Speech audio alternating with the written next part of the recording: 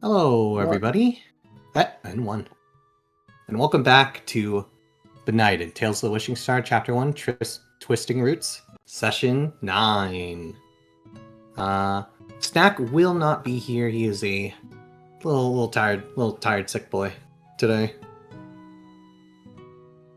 But that out of the way, let's get back to a very short recap. So, last time we left off, everyone kind of started out the day going about their business, coming back from the market, right? To a bit of a scene, as everyone kind of heard a lot of, I wouldn't say panic, but a lot of uproar at the St. Meinhardt Chapel. As going there, they found Father Magnus somewhat a combination of accosted and hounded by the general public, as it seemed that somehow, some way, people found out news about the increased taxes against the village of Weideheim, bringing their concerns over to Father Magnus. The situation ended up deteriorating, as Johann, finding a mercenary in disguise, pulled him out of the crowd, as while trying to get the people calm, situated, under control, pointing to this potentially being a plot to get everyone broken up and in disharmony. Edmund from Edmund's Mill appeared, kind of throwing a bit of shade at Father Magnus, that despite the taxes and despite how much they would like to fight back against them, in the end it lies on the church to determine what the approach is, and as well as the church providing support in these trying times that people cannot find. Finding a bit of disharmony amongst everyone, lambasting the church, lambasting Magnus and the village's situation, the party saw a strange sight, as what Dimitri was able to determine were demons started sprouting up from the people. However, were quickly taken care of and dispatched after a bit of a blows came to term. Kind of seeking advice from Volker, Johannes invoked him as they had a conversation, but found out that there's little that the spirit is willing or able to do at the moment with his current requests, not unless a price is paid and met in return to help him regain and restore some of his lost power. Seeing the disharmony that is within the village now, the party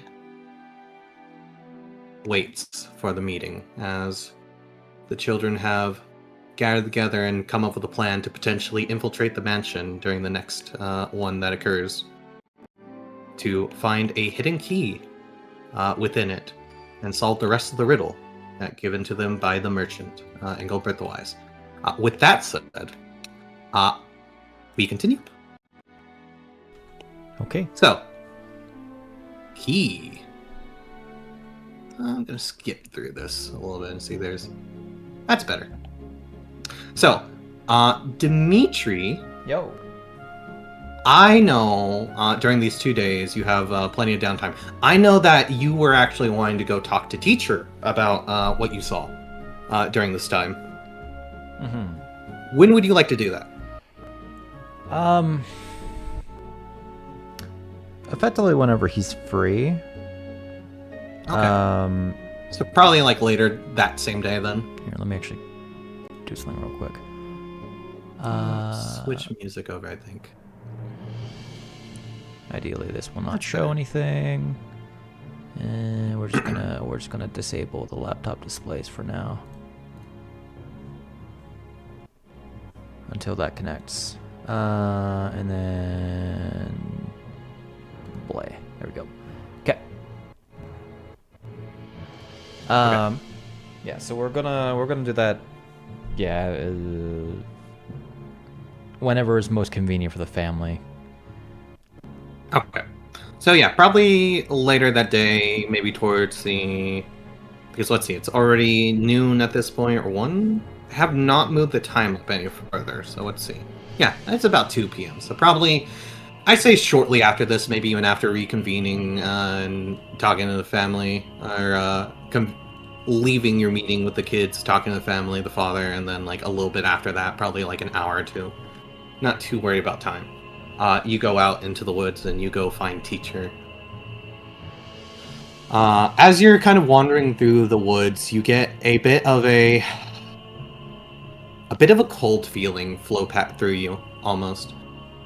It is a fairly chilly day today, as you know, but after the entire situation in town, it feels like there's an overhanging kind of gloom, anticipation that passes through your heart at this.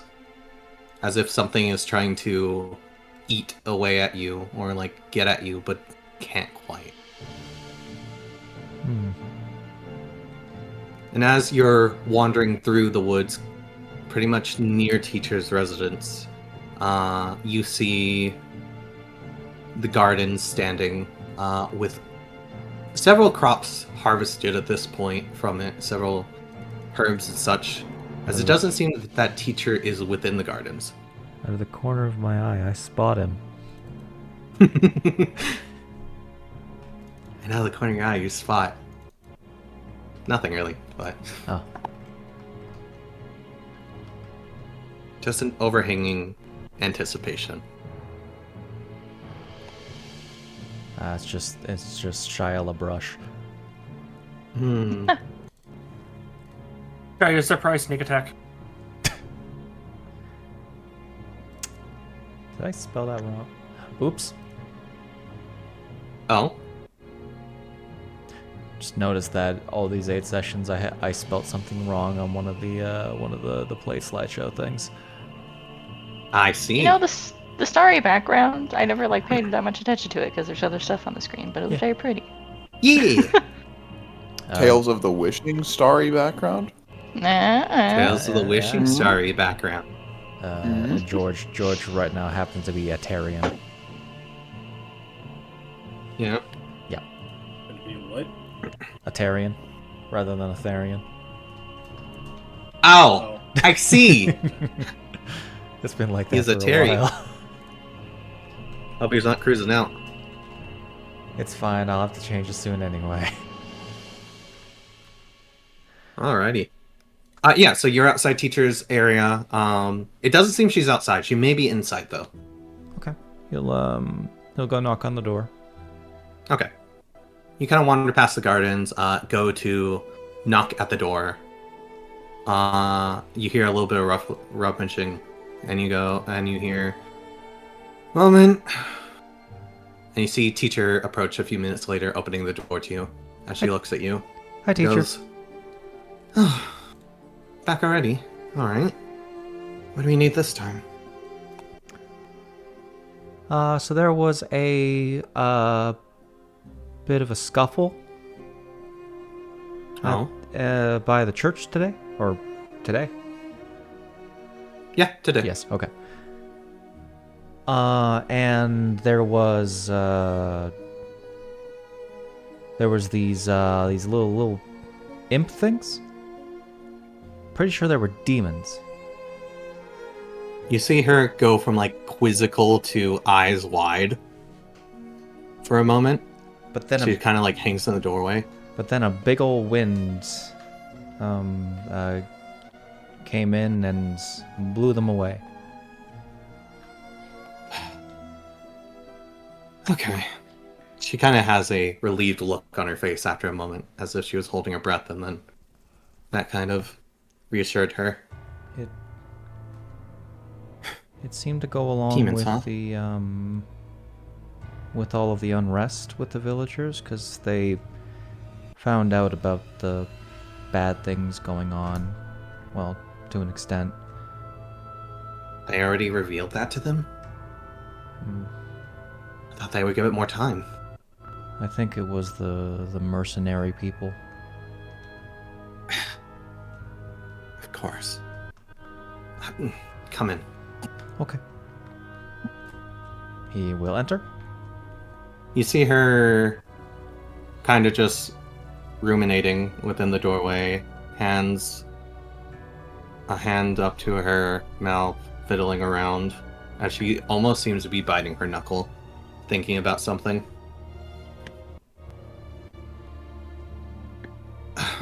Here, let me close the door. Alright, so you said you saw imps.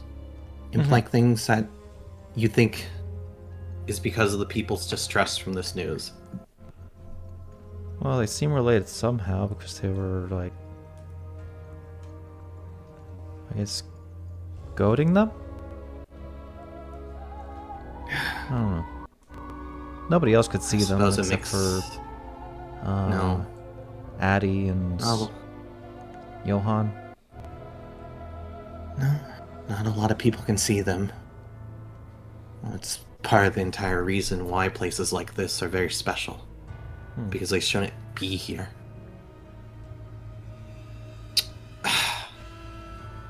Damn it. Okay. I'm not sure if they're doing it on purpose, but I do know for a fact that they are spreading distress amongst the people. It might be a tactic to get them to be disorganized, not unified.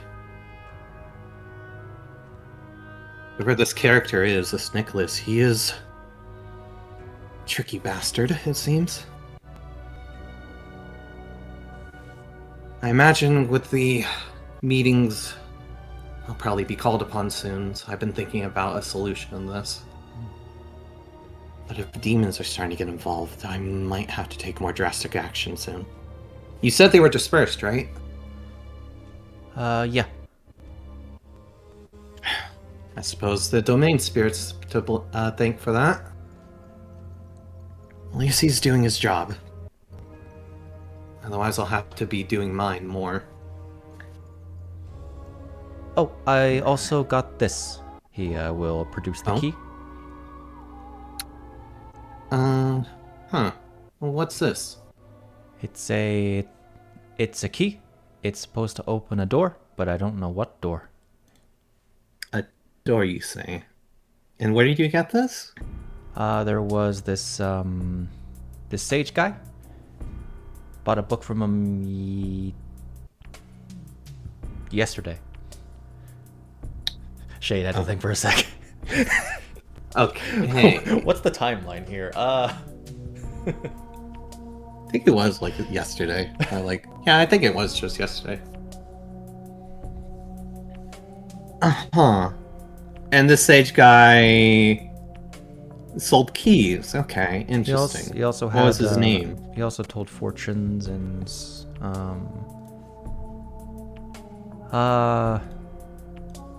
Fortune teller. Mm-hmm. You got a fortune from him? I didn't, but a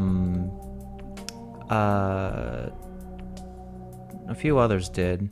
There was a very an interesting one actually. Because Jay was talking about the problems going on and wanted to know like how to move forward and everything, and I think I wrote it down. Hold on. So he will. You aren't getting involved in anything dangerous, are you? Because you know how he is. If something's happening, you know he's going to try to do something about it. I'm sure. Actually, his grandfather probably doesn't know. Well, Squints. nothing dangerous. But he's up to something. Well, it has to do with he'll produce a little piece of paper that he'll have written for himself to remember what the thing was, the the prophecy thingy. Forgetting word of it. It's basically a prophecy, a riddle of sorts. A riddle, yeah. Huh. And you got this from him, and you got this key from him, and you say he's He also a had sage? that's what he called himself.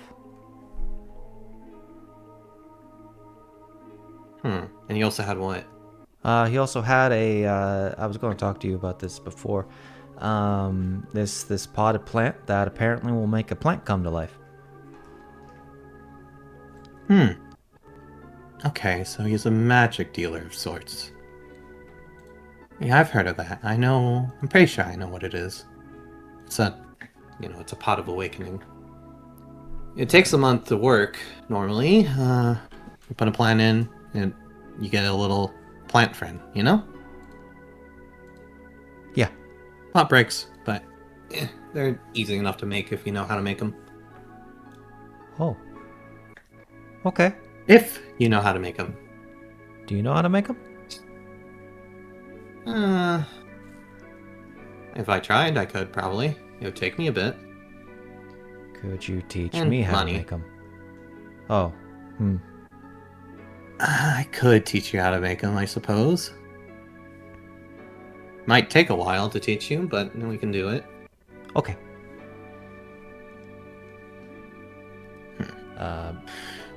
Yeah, The well, situation's really been escalating lately. I'm not liking the feel of this. I imagine you probably started feeling it too. The air is different around here now. yeah. When I was walking over here, I kind of felt something like that. Felt it. I didn't know if it was just a passing one. Those happen, but if it's coming from town, I only pray that nothing bad happens. Demons.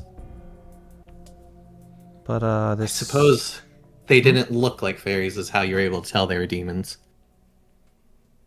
I guess, but I feel like I just knew. You knew.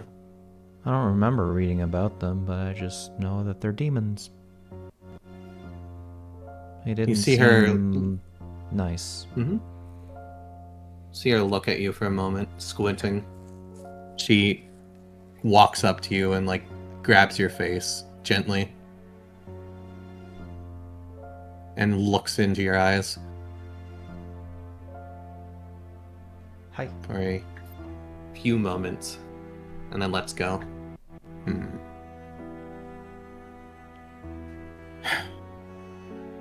I don't like how the situation is moving at all. When the next meeting happens, so they don't call upon me, send me a message or something. I wish to be there to hear what they're planning.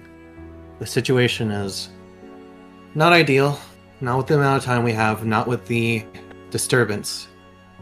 As long as the tree has power, we'll be able to deter the demons. But that's assuming that nothing worse gets called than imps. Though I suppose the people's unrest wouldn't be that level. Not unless something bad happens. Was it a bad situation? How many people? There was a lot. Mr. Gerson got knocked down during this situation. I think he's Physical, okay. too. I thought the people here would be a bit more resilient. It's not good.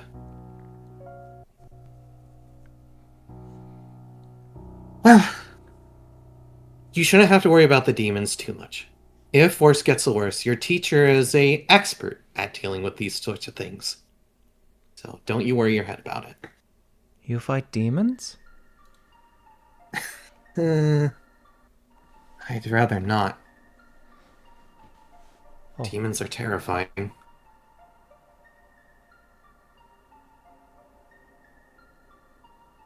Okay. If it was other things, sure. Demons are a special sort of thing you have to worry about.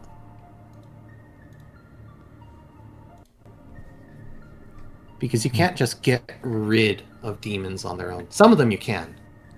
Yeah, but most of the times there's a source for them. They'll just keep coming back unless you take care of the source. Though if they cause the source, and rather than being drawn by it, then that's, once again, a different story. Like I said, as long as Falkwind is here, they'll keep being dispelled. That's what the tree's for. Saint Meinhardt was not a fool, as you may know. If you want to set up a civilization out in the wilderness like this, you need a good protection. Not just monsters, but demons.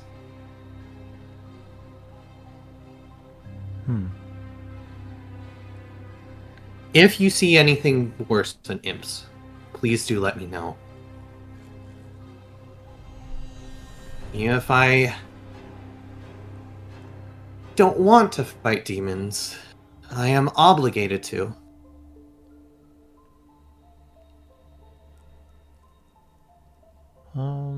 She kind of has a forlorn expression, as if she's looking off somewhere, remembering something.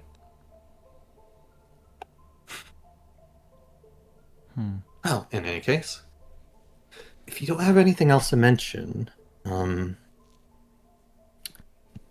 need to go ahead and get some things done.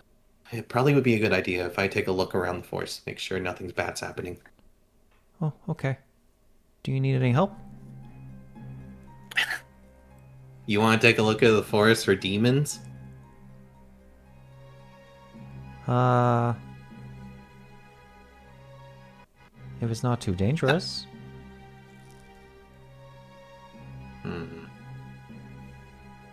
No, it'd be much better you stay in town. Demons are dangerous. The ones in town, if they show up, will at least be taken care of. But if something worse than them happens, let me know immediately. I'm depending upon you to stay in town and keep an eye on this, okay? I can't stay in town all the time, especially at night. That's where it's most important for me to keep an eye out here. Okay. I understand. Hey, I know this is a weird question, but you haven't... Yeah, it's really weird. Never mind. You run along now, okay? You give Dieter and Phaedra my hellos. And my concerns, I suppose, for their situation. Okay. I don't know. And she'll go ahead and let you out of the house as she closes the door and you kind of turn back and you see a distinct lack of fairies around the property. Uh-oh. What would normally be at least a few, there is none. Did that seem consistent with at home, or were the normal, like, garden fairies still there? Not even the garden fairies.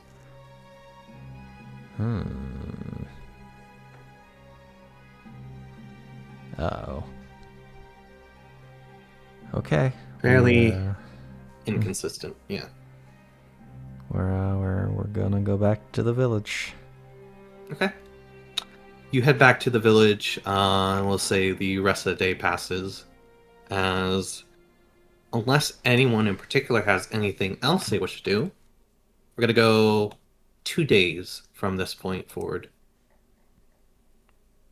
Mm-hmm. Let me do Nope. this. No? Okay. Nope. I'm gonna go ahead and set it back towards the morning, I think. Let's see, we're at 4 p.m., so we're gonna want to go... I believe we 6 did the inspiration last time. Yes, we did take care of the inspiration last time. So it is currently the 6 of Wise Mead. As Mage armor not let me have a check duration. over here. My mage armor does not have a duration. Whoopsie. That should be gone. That should actually be the 5th of Wise Mead. Why is it the 6th? Let's do -1. -1.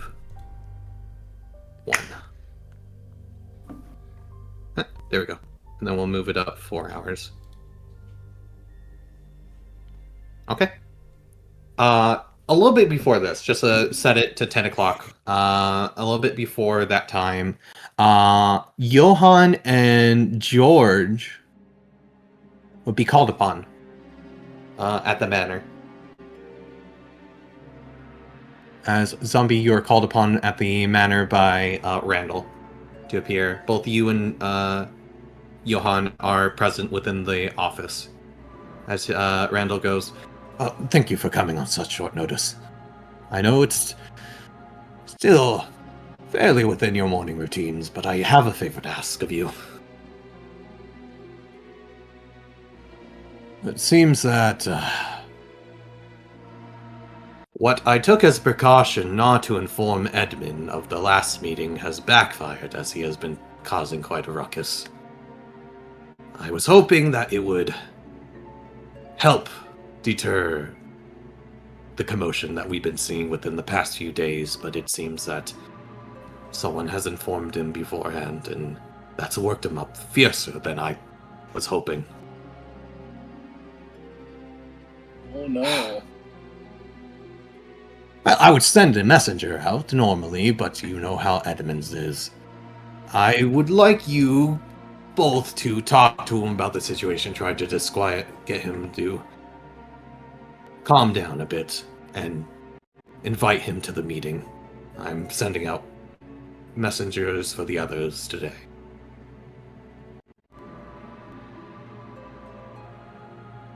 So, if you would, can you please go talk to Edmund?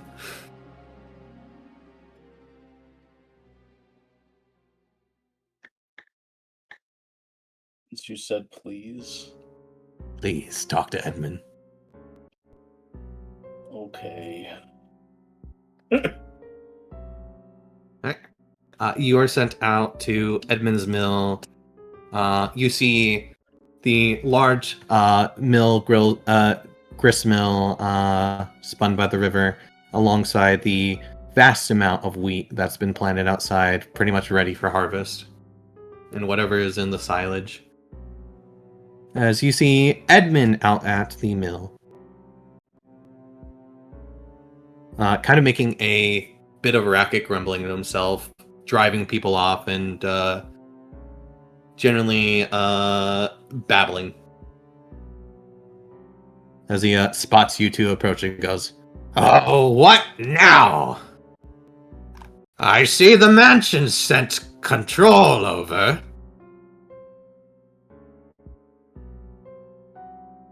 What do you want, George? Johan?"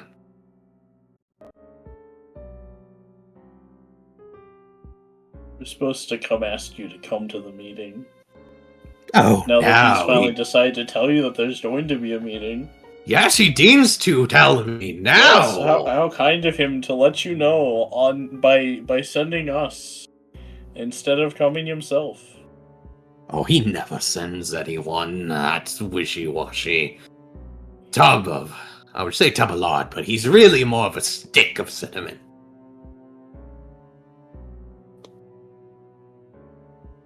And what strategy do you have this time? Or is that something he hasn't told you? I suppose it would not be.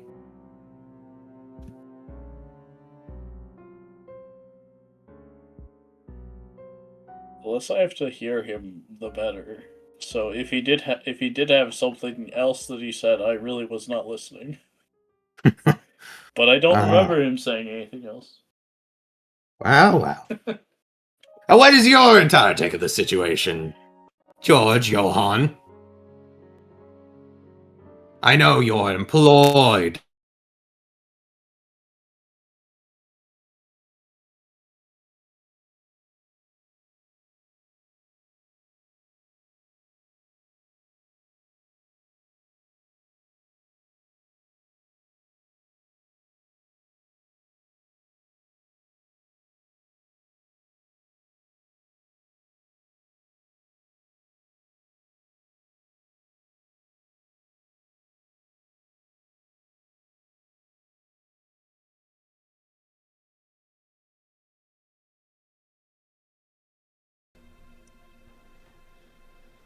Uh, Hi, sorry about that. Just Hi, slight, sorry, slight, we slight technical Slight difficulties. technical difficulties. slight technical difficulties. Also, recording started again, so penis. Oh, God. Oh, great, wonderful. Don't worry, it's not 2 minutes in, so it's fine. Wait a minute, they stopped doing that. Anyways, Everyone's hard. backtrack. Okay, now if we ever edit. Backtrack. As he was saying, goodness gracious, I have truly lost my train of thought. I would almost just probably start from the beginning of like they've been stealing more. I've heard they're stealing even more from us because of, and then the merchants. Yeah, it makes my blood boil. First, it's the grain thieves have been stealing from the silo. Then it's I heard there's a 40% that's been taken from us now. The new thievery. We got the church taking 10% that they won't do anything with. What are they gonna do with the grain at this point? Keep it for themselves? Earn more money off of it? I swear that Father Magnus, he has no respect for the grain spirits whatsoever. And they have the audacity to leave me out of it. The person who manages most of their grain for them in town. I run this mill. It's in the name.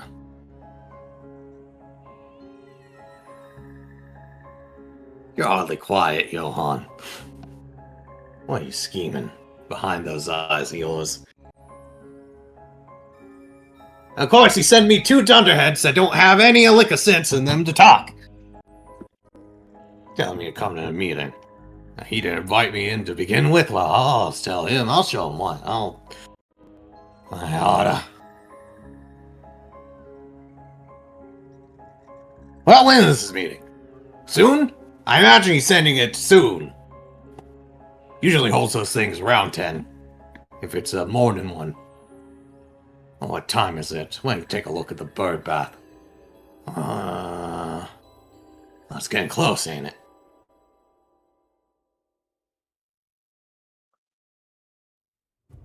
Well? Are we going or what? Looks at George.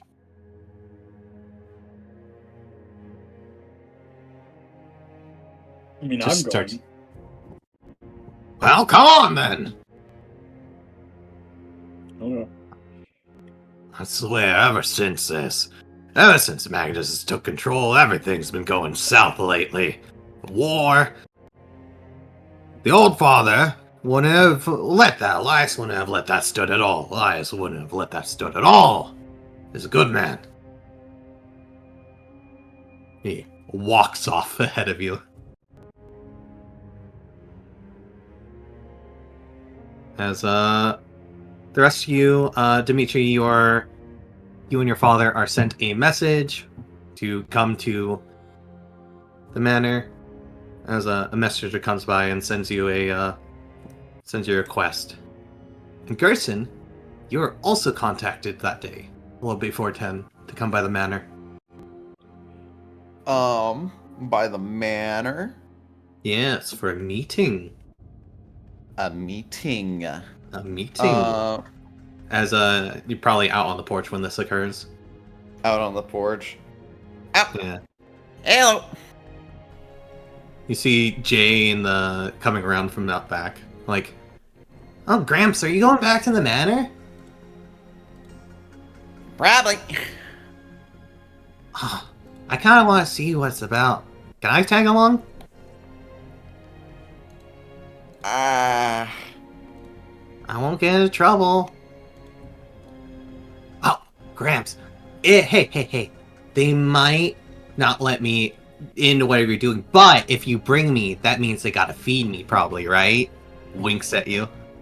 For free. Free food.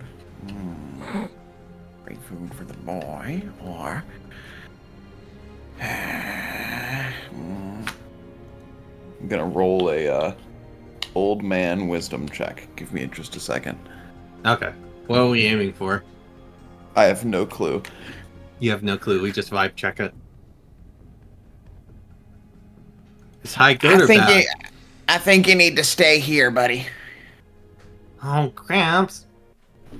But Dimitri gets a go.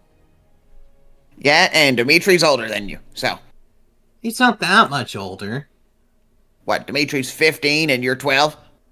That's not that much. That's 3 years. 3 years isn't that much.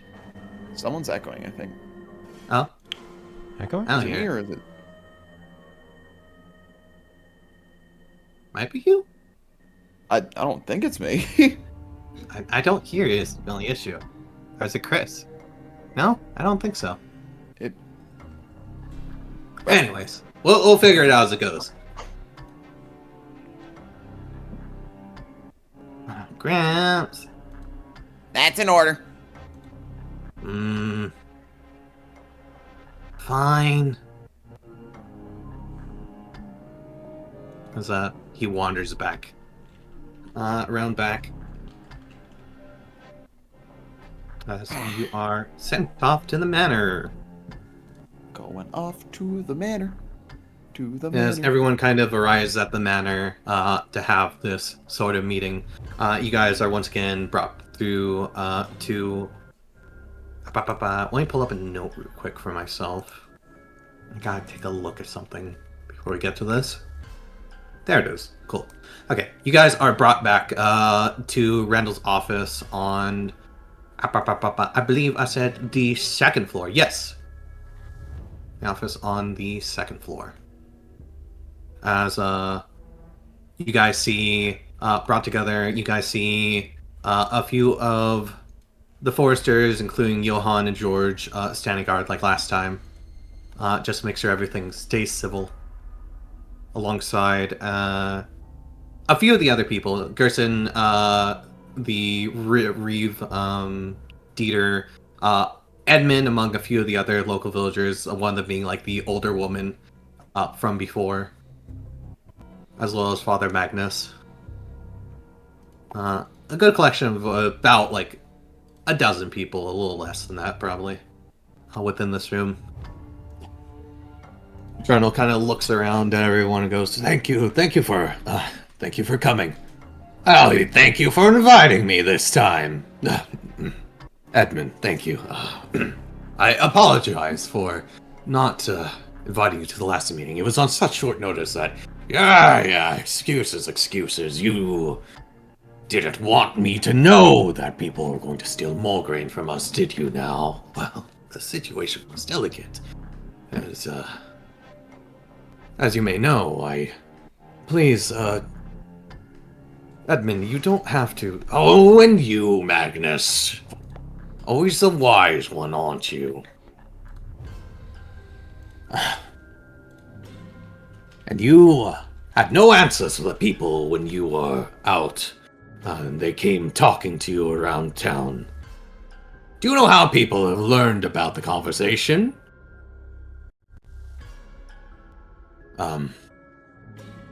I heard that there was the children spreading words or something. Well, that's some of it, yes. I suppose the children would be talking about it.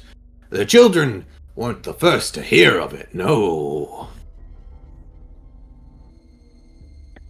Well, would you care to elaborate? Well, it so happened that some gentlemen were coming around talking about the news.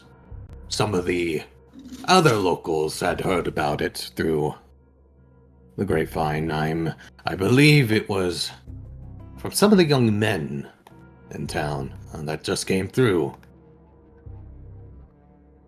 I see. Do you know how undignifying it is to hear this sort of news coming not from one of your own, but from random strangers? It's downright abhorrent. Well, as I said, we brought together this new meeting to discuss the issues as they stand with everyone necessary involved this time. It was a tough situation, especially with Nicholas present. I didn't want anyone to get flustered and for things to go sour. We were planning on informing you, Edmund. the situation moved too fast for us before everything was sorted through. Ha! And what would the situation be now, Randall? Well, that is what we're here to discuss. I see the Reeve has brought along his son again. Nods to Dimitri. Yes, Hi. as I said, if I am here, I wish for my son to participate in the business too. Oh, you don't see. I suppose that's fair. He is getting to that age. Yes, indeed. Oh, we don't see the others bring their children around, though. Gerson didn't bring his grandson along, for example. I don't know if it's quite the situation where children should be brought into this meeting.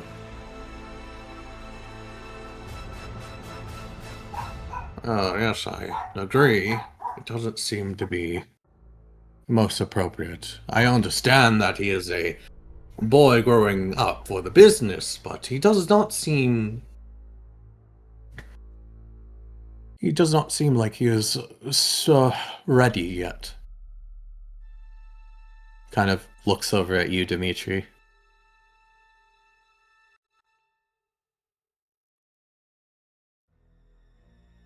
Everyone kind of looks at you, Dimitri, judging your character at the moment, whether or not you should be here. Well,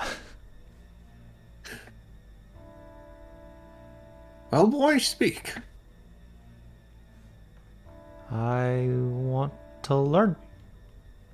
Do you know what is happening here? What this meeting is about? This one in particular? Do you know why we've convened here? To discuss the matters of the harvest? Yes. And?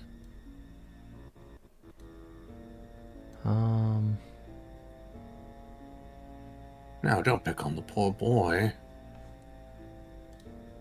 We are here to discuss the matters of the harvest concerning how we can maintain both our share as well as the festival without starving, especially with this increase in 40%.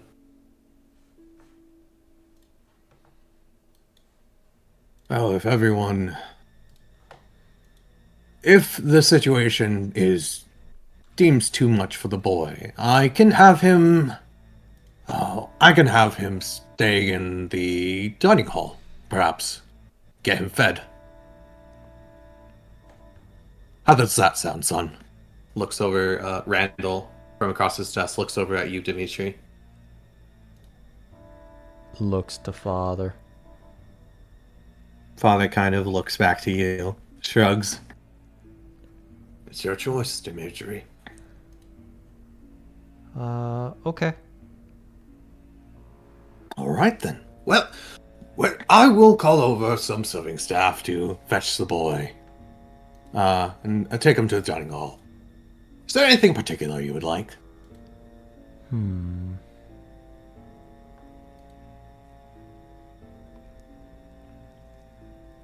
Soup? Soup, alright. Well, we will make sure to have Miss Giovanni prepare something for you. Okay. And he calls over some serving staff as they're kind of coming through. You see the doors open and you see Wilda brought in along with them, looking over at everyone. They brought you here too, huh? What are you doing here?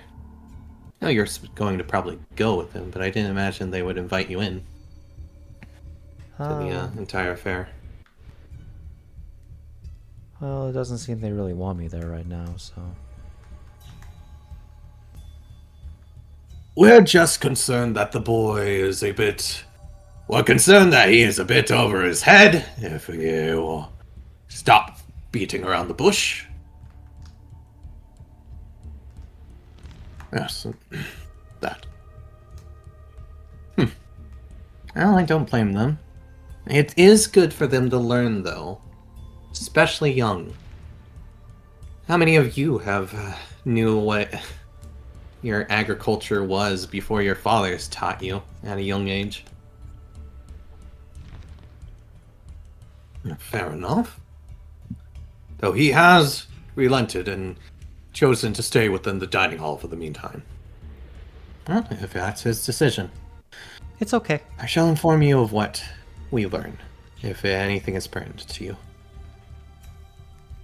She says to you, Dimitri. As the serving staff takes you over to the dining hall, which is... double check these. You see, As you guys... I didn't have a plan of getting out of there myself, so thank you. You're welcome. Question your character and why you're there. With Edmund there, he is. You know, that's a good question. I don't actually know why I'm here. Goodbye. Bye. As you are brought down from the second floor, going through some of the hallways, down the great winding stairs to the first floor, brought over to the right side of the house, over to the fairly large dining hall, kind of situated in between the kitchen and foyer. The kitchen and scullery. Yep. As some of the servants bring you in, and you are left with one of them in attendance, a young woman. Kind of, I want to say quite curly, but like tied up hair in a ponytail, kind of like volume, fairly big volume hair with a few strands coming down. As some of them bring you the soup, get it prepared, get it in front of you. And you are left there with her as she closes the doors behind everyone and goes, all right. Okay. Well, you should be quick about this. I have the key here. Kind of digs through the apron, hands it to you. I don't know why Henrietta wants me to do this, but here you go. Thank you.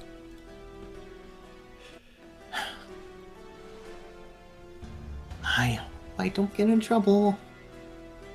Please don't go exploring the mansion too much. If you want to find the Reeves office or anything, it's on the second floor. The steward's office. It's on the second floor. It's in the back of the house.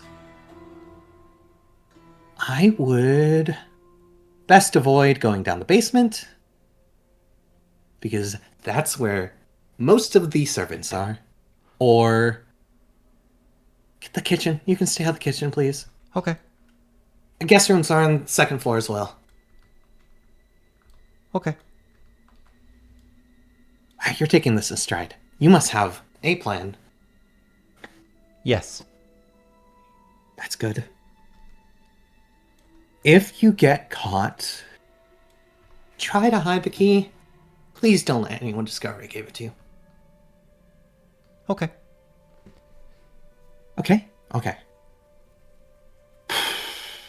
Enjoy the soup. Thank you.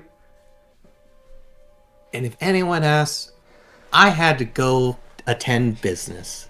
As she scuttles back to the doors, bows, and then throws open the doors and steps out and then closes them. She's nice. Leaving them slightly ajar.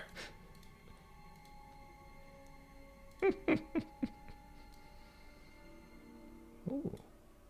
Sorry. As you are left in the room by yourself. Okay. It's time to get up to mischief. Trying to get up to mischief.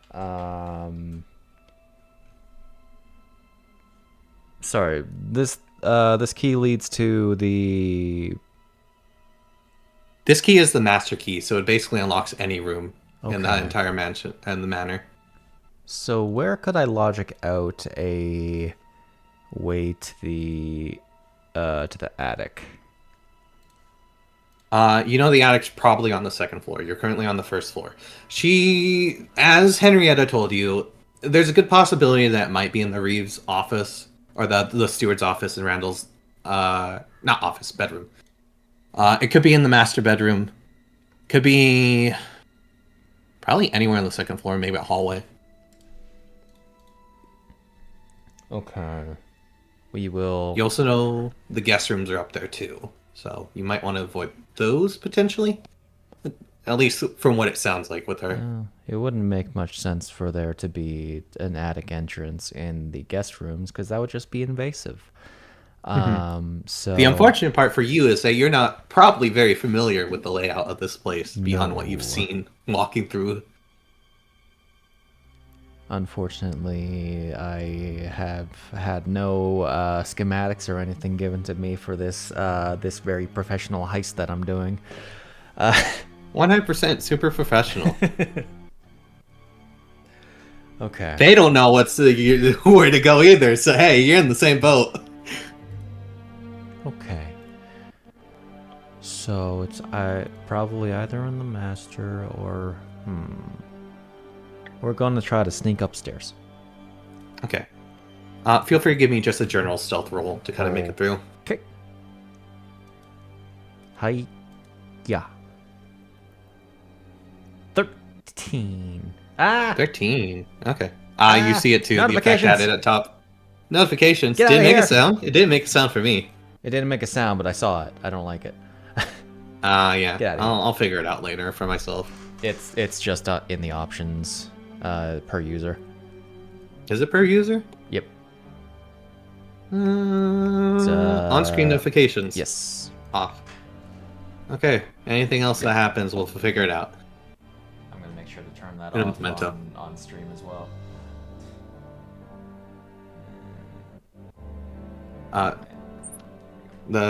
There's a situation with Heater, but we will switch over to we'll switch over to everyone else while that happens to kind of have the conversation started up. As Gerson, you're within the meeting room with everyone. As Randall starts the talking points, Gerson, George. Anyone else who wishes to be in attendance, such as if Attie wishes to join this time around with Father Magnus, she can. Just because you know this situation would be occurring. You'll come. Attie will come? Okay. Yeah. Alrighty. Actually, if possible, Gerson would have brought his rapier. Okay, you're wearing on like your belt, or? Yeah. Okay. How many days have passed? 2 days. Am I able to show up for this, or is it only specifics? It is only specifics. If you wish to show up as like a part of someone else's stuff, though, to be there. Because I Especially if like you're, the idea that I made Gerson a cane sheath that he can put the rapier into. Okay. So you it's give me almost a like a reason why cannon. you be there, and I'll let you be there. I was thinking of if not, I gave it to him at a different time. I like the idea of him having a rapier that is a cane. The funny thing is, you did tell me not to stand on it last time. Yeah, no, and then he had the did. realization he's gonna do that, so I'm going to make. He's gonna do that. We'll say as like a concerned individual, especially one that's like been with the boundary stones and such, maybe like the call upon with the church situation, you're there for that. That's fair. If not, I'm fine not being there because I understand if it's important people and he's technically not. Yeah, I mean you can logic your way into being there. We can go with it, just so everyone's pretty much there. Okay. Alrighty. Yeah. The Stuart Randall will go ahead and start calling the meeting. Alright, as we have been discussing, 2 days ago we had learned that the merchant Nicholas Otwin with the several mercenaries had come through into town and had, with a letter from the Crusader Kings, signed by Ulrich Stahlkine, had requested that our fees be increased by an extra 40%, which he has generously reduced down to 30%. Fortunately, that leaves our overall taxes at a staggering amount. Practically,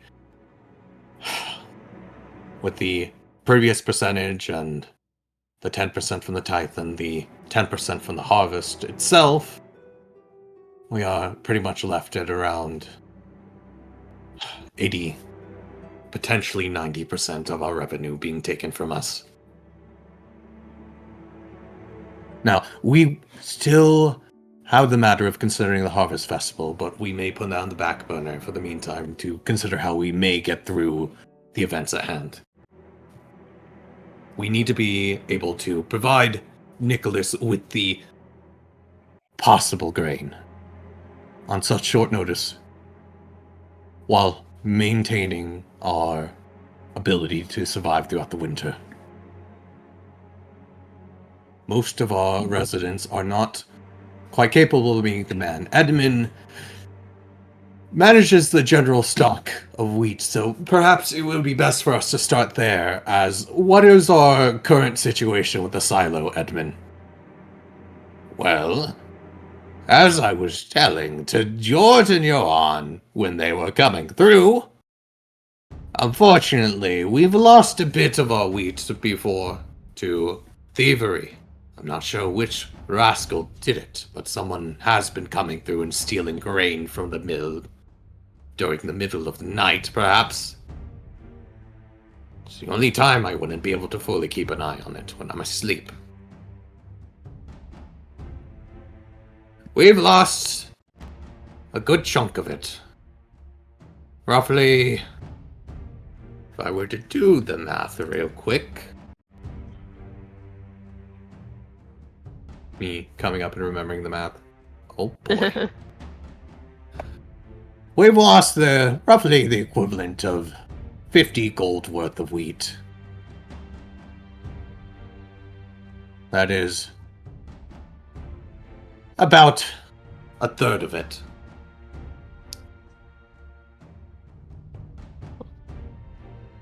Now, out of that, 10% is given to the harvest and 10% is given to the church.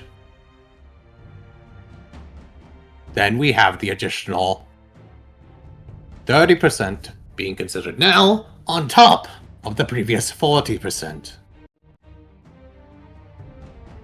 Out of that, we unfortunately have a deficit at the moment due to the thieveries that have been going on. We're short by a good bit. Not much for a festival, not much to survive through winter, and hardly enough to give to Nicholas and his goons.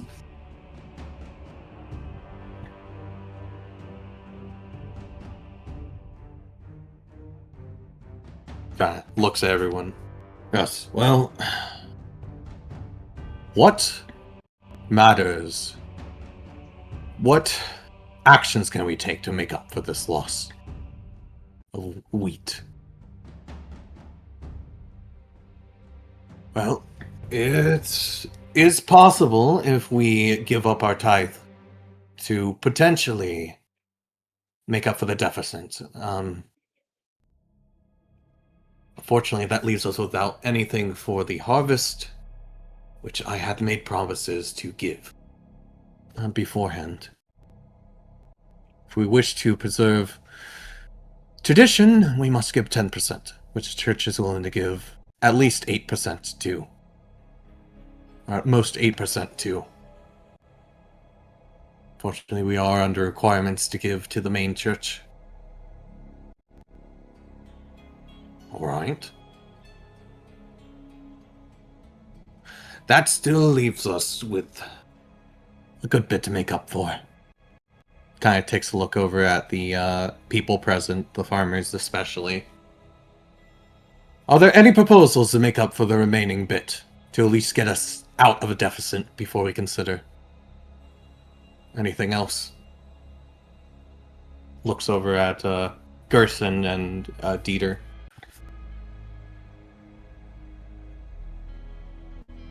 I mean, have some of my crop, but I don't know if it's gonna be enough. You can definitely take some mine. I'm willing to give for the winter to make up for the loss. I know that he said that he was willing to take not only crop, but cows and as well as livestock, preferably unbutchered. I can part with some cattle and sheep. If Gerson it is just suffices. he's gonna put his hand on his rapier, just resting it. Well, I see you brought yourself a weapon now, haven't you, Gerson? Desperate times call for desperate measures. Yes, indeed. Especially with how it's been shaping. I suppose you aren't willing to stand for this quite honest thievery going on, now are you? Now, gentlemen. I don't know anything about the thievery. I just don't want them to... They threatened to take our children. Thievery, yes! They threatened to take more of our grain and our children. I won't stand for it. Even though I'm sitting right now. Yes, I understand you gentlemen's hearts in the matter, but as the situation stands, we have no desire to fight them.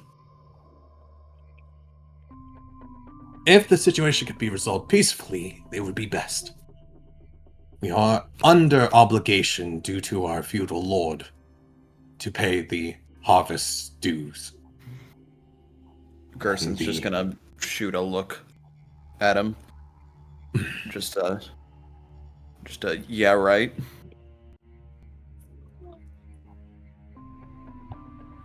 And are we really forced to do such? That the Baron is a lofty man. He's left the village. He's never once set foot in it since acquiring the land from the previous lord. How do we know that he approves of this, much less that we should follow through with it? 40% is egregious on top of... 30% on top of 40% is egregious. He has the signed letter from the king. Randall kind of rummages around his desk and produces the signed letter with the seal on it. I have it right here. If you wish to read it, don't give me that. Edmund rushes over and snatches it up. Ah! Phooey! Tosses it over to you, Gerson. He's gonna read it, try to see any signs of forgery. Alright. Attie I'm also gonna- wants to come over and sniff check it. Sniff check it. Alright. Yeah. Feel free to give me... let me double check something. I believe there's a way to gonna give detect a- forgery, but I think it's a specific kit, so I want to see what skill is associated with it. He is going to give Attie pets. Stressed old man is tolerated for giving pets. I would say give me a general investigation check. Alrighty. 13, 14. 14. You want to get the letter to sniff? You said, Yeah. Ani? Yes. Also investigation, or I mean, what are you Sniff. sniffing for? like if it does smell like a stranger, or if maybe it smells like I guess, like, if it matches to, like, oh, this smells like it came out of some rich asshole's house, I guess. Oh, If it okay. smells like from a faraway place, velvet. you know, rather than Yeah, I mean, we'll give an investigation check, sure. if there's anything suspicious in the scent. Tink. Okay. Attie, you take a sniff at the letter. I mean, it smells like it's probably from. It smells of sweat. It smells of ash. It smells of a little bit of grime. It might be a rich asshole's house. But it smells like it's been outside a lot more than inside. Smells like it's been through probably like a battlefield or two. Wrinkles her nose. Gerson. Oh, I was going to ask if Gerson saw anything. Gerson, you take a look at the letter. You're not quite proficient in like forgery to understand. You do know like an appraisal type thing. Take a look. You do identify the seal. Does seem to be authentic. It doesn't seem to be a forged seal. That's a main thing. That it definitely does seem to be a genuine seal that has not been forged. Whoever sealed it, stamped it with their signet ring, probably came from who it should be coming from. The contents of the letter itself basically says that, like, under orders of King Ulrich, Stalkind of the Steeljaw, effectively, like, increased the tax by, like, yada yada percent, by 30%. Under Waterham Village, make sure to collect additional dues in grain cattle, unbutchered cattle, and such and such. Pretty much most of it aligns up. You do catch a discrepancy that the letter does say 30%, though. The letter says 30. The letter says 30, but what was it? Gotts? Was it Gotts or Nicholas? Nicholas said 40. Yes, it does seem to be.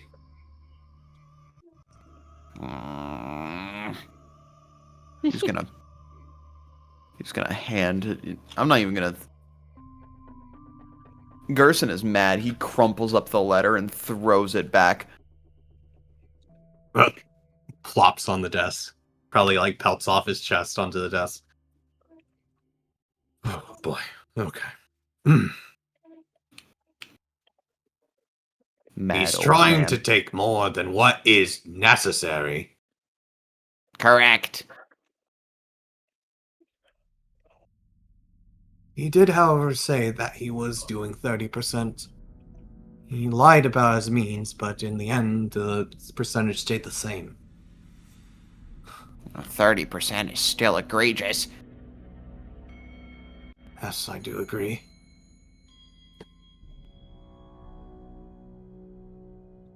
As the letter said, it was given by any means necessary, including under the torch.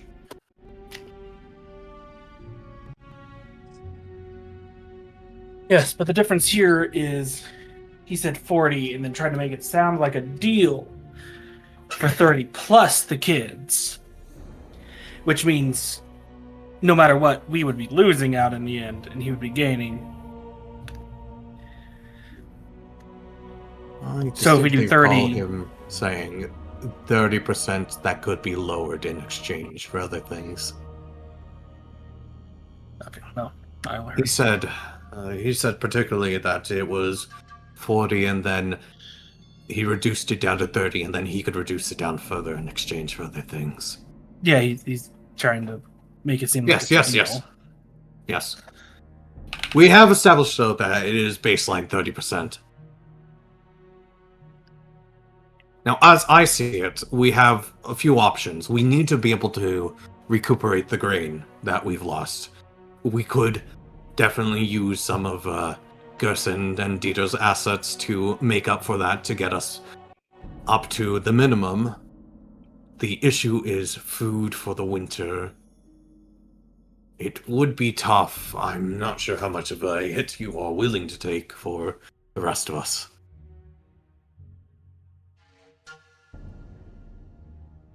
Well, I'm willing to do enough to subsidize my neighbors for the winter.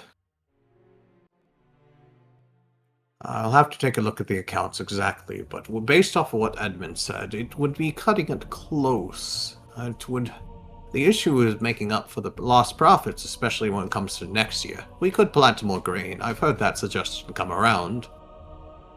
The issue is making sure we have enough for purchase of grain, and we do need to acquire more land, you see? Yes.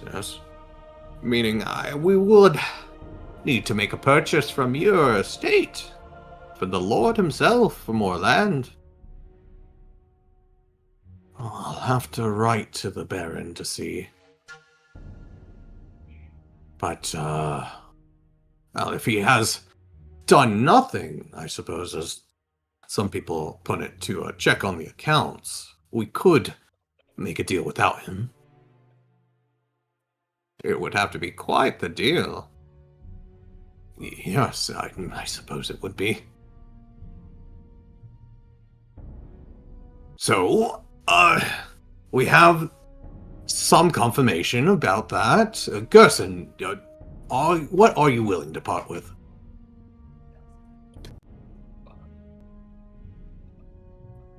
Gerson, someone check his pulse. Check his pulse, please. He's dead, boss.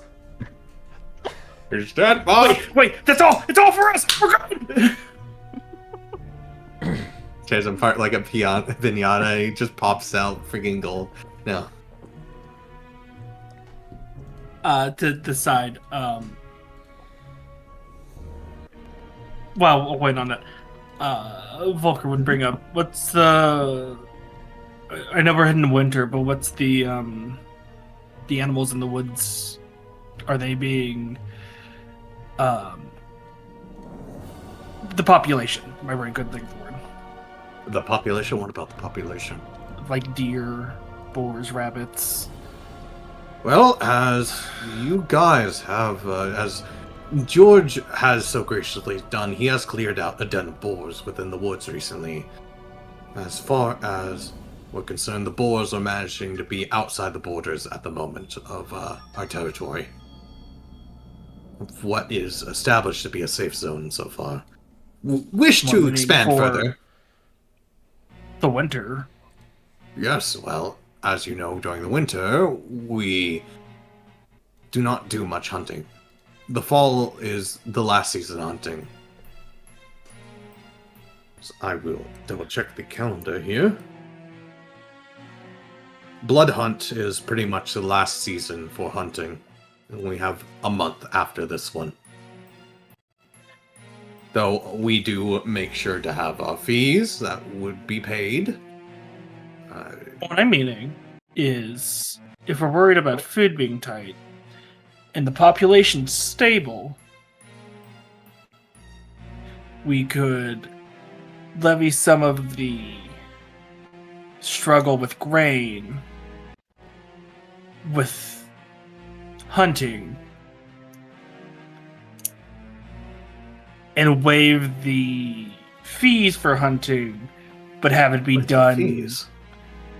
Have it be done by like a communal, like every week this many are hunted and shared amongst, but there's no fee for the hunting. I apologize for your suggestion, but we cannot just waive the fees for hunting. That's not how it works. Or, well, maybe not waive the fees, but we need upkeep on the mansion. Oh yes, we need an upkeep on the mansion. We also need the people that are on the smaller farms not to starve in the winter. Kind of purses his lips. Well, the population has dwindled from time to time. Some people move on. Are you saying we let those people starve? Randall? Eyes dart. What I'm saying is that there are some people who cannot afford the means of living normally, and thus subsidize it with their own expenses and commodities. Some people move on, take up jobs, sell things during the harvest of their own personal belongings and wares. The fees are an important part of maintaining the manor. And in fact, especially for outside hunters, it would be unfair to not charge select individuals. That would be bad for business overall. Then you make it You have to think of you make it a deal where anyone that is not perfect idea. Then you make it a deal where anyone that is not from the village has a fee, and that it would encourage hunters to come move to the village so they do no longer have that fee. Oh, I don't know about that. Hunters are capricious sorts. They roam around. It seems like an unsustained method of generating revenue. That would take a while. Besides, if they heard that we have a bad situation with our farming to begin with, they would be subject to the tax, and then there's a big issue with that. Hunting is definitely a thing that we could try to leverage. I have leverage. I've leveraged very well with opening up some border areas without any cost, though the more outer areas are still priced. Foraging, hunting, gathering. Those who own pigs pay a price for the truffles that they might scrounge up, or acorns. If I am to be particular about anything, then I would have to address it for those who come in and those who see the situation as is, and may not like it and thus may not move in. They have to purchase land is the issue, which is a good method of earning.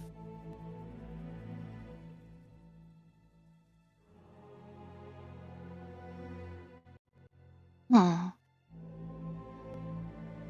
under a tight rope when it comes to these matters,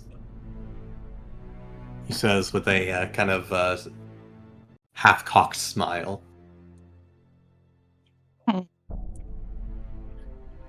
What I'm hearing is that you'll wish to put a rope around the rest of our necks to save your own. No, of course not. I'm just saying that some of the less fortunate, those are not able to or don't have the means to, may find a bit more trouble in the situations to come. So you just want him to die then? Twiddles thumbs for a moment to think of a politically correct response. Gerson is giving Gerson's portrait is happy. He's not happy at the moment, so he is just a charged look.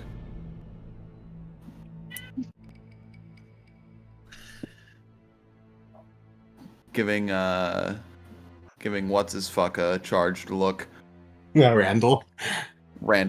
Reverse that upside down frown.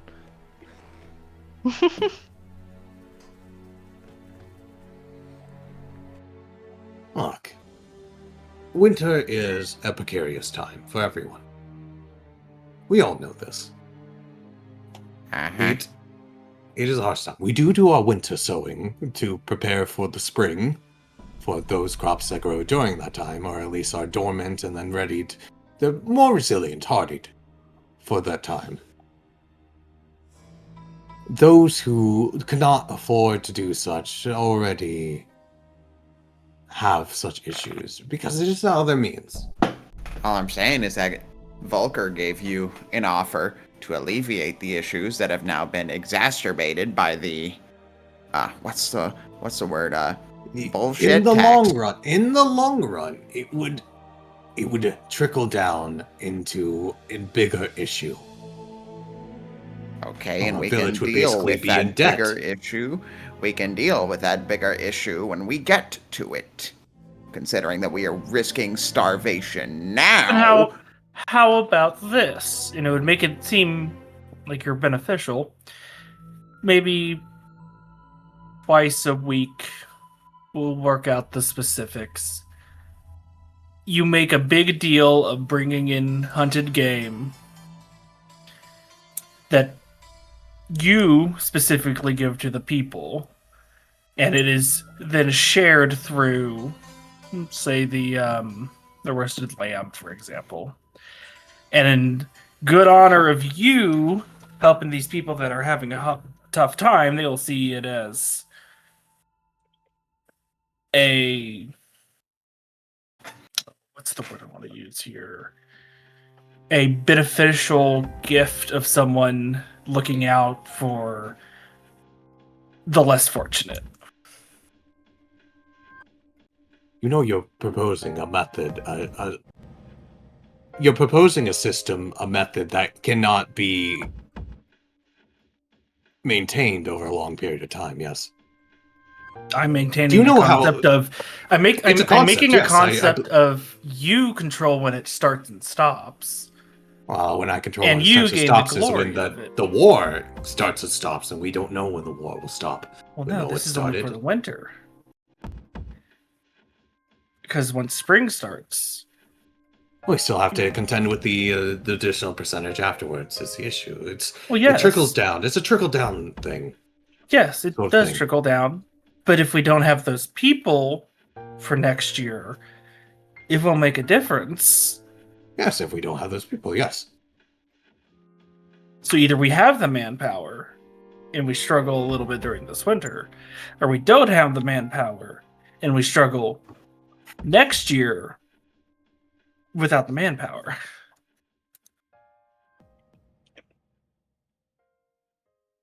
Let's circle back around to the method to Dieter's idea of the land, of selling more land.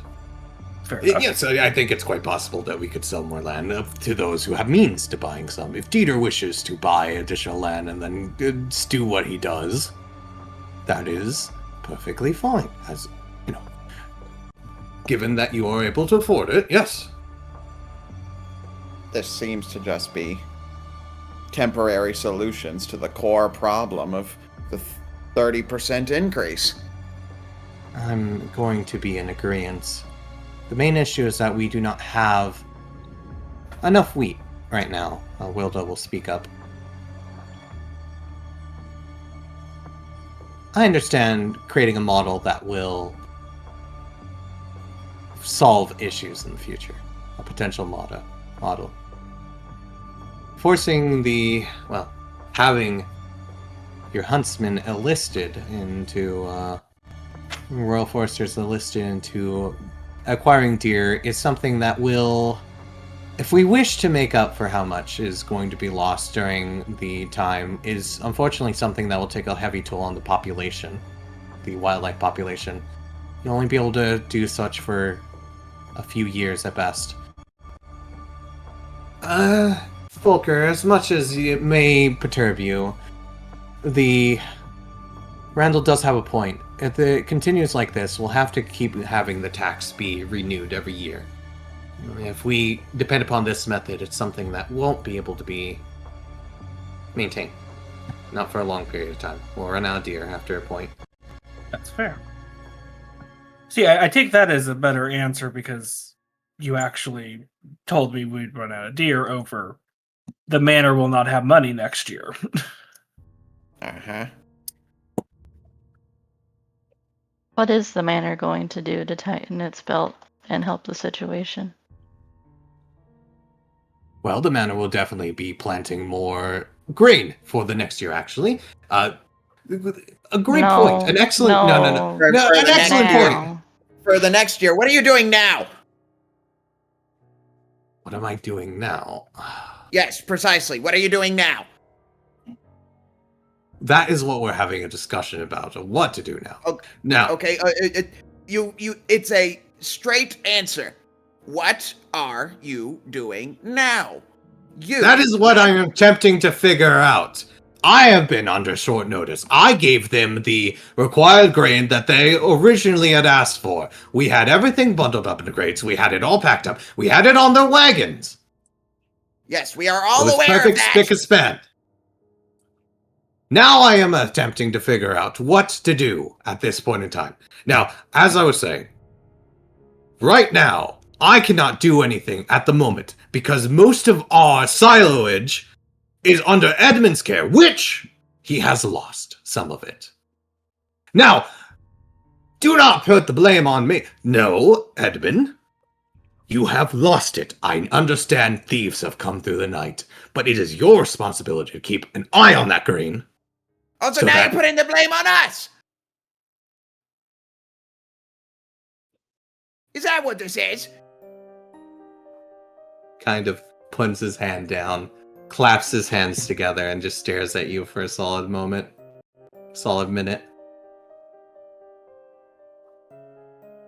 Gerson is gripping his rapier tightly, just left hand just shaking.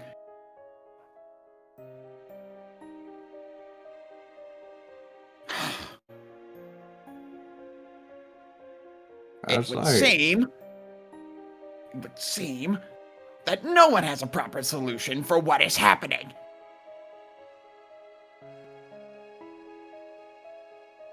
He takes his hand off the rapier. Goodness gracious.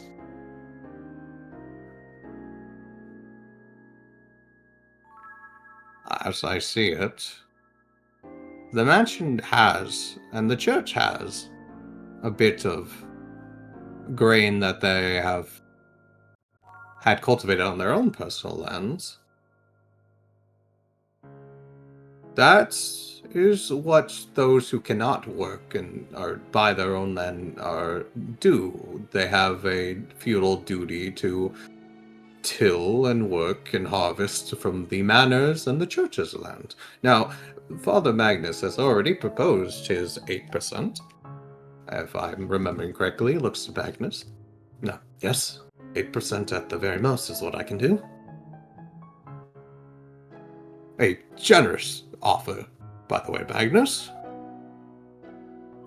One would imagine the church would have offered only 5. But the manor has a bit of grain that they could probably part with as well. Unless that has already been turned into coin. If I'm aware, the manor has its own silage of grain, does it not, outside of Edmonds? To a degree, but not as much as Edmonds Mill, no. To a degree? How much of a degree? Perhaps a third of what Edmonds has stored up from the public granary of the village. Now, to be fair, some of our grain is within Edmund's mill. But it seems that our share has disappeared. You said a third, right, Edmund? Edmund's knuckles go a little white. What I'm seeing is that the grain that our mansion has put into the public granary for this event, beyond what we've given to Nicholas from what our own shares were, has disappeared. Is that correct?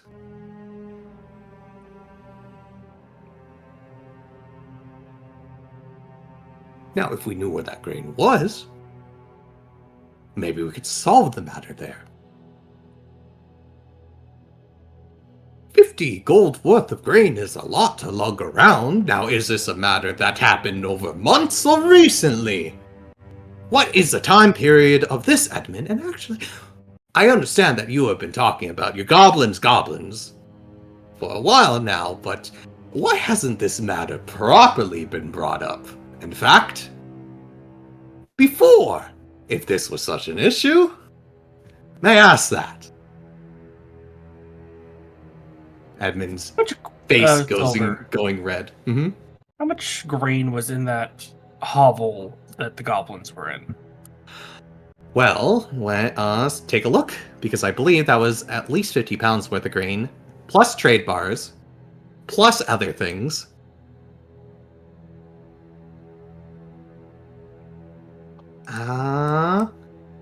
I don't want to open up map. I'm pretty sure it was just 50 pounds worth of grain plus the additional like trade bars and stuff and such. I couldn't remember because for some reason I remember some of the grain being unusable. Yeah, some of it was unusable, but of pretty much of everything that I put in the party inventory, which you guys did not take, by the way, that was about 50 pounds worth of it. Okay. I was in total counting the unusable if I would make an estimated guess.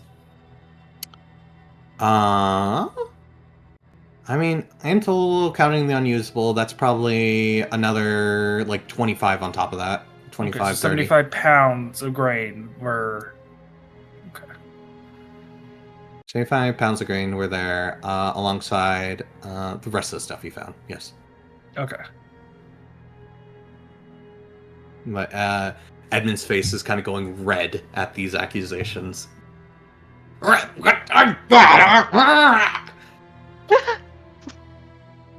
I was going to say something and then I had to laugh. What are you accusing me of? Negligence.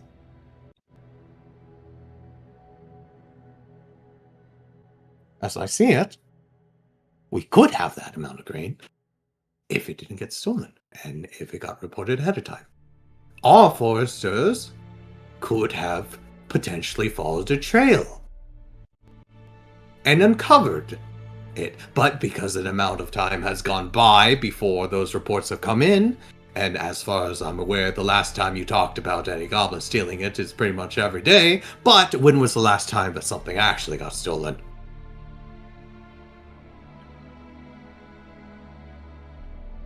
Well, Edmund,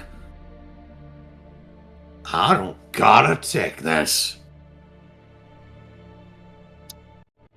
Well, you would have received a report about the, 75 pounds of grain that we found while we were clearing out the bores. Thank you for bringing that up. Volker, yes, that reminds me. We have a report about... What was it? Digs through the dust. Yes, 75 pounds of unclaimed grain that are within the forest. Not a location, though. And where did you find this exactly again? It would be... The Northern Chris... Woods. Thank you. I was like, the Northern Woods, but I couldn't remember. Northern Woods, we went east. There was a cave. And to give a distance, I can't Goblins remember. died. Yeah. Oh, the goblins die, too. Yes, we actually gave you the ears for those, if I'm not mistaken. That's Right, proof. yeah, that's... Yeah.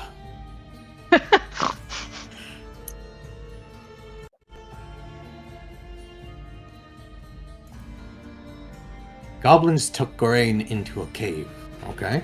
What do goblins have for trade bars? No. If I'm not mistaken, we stated the goblins used a location that was already being used as storage.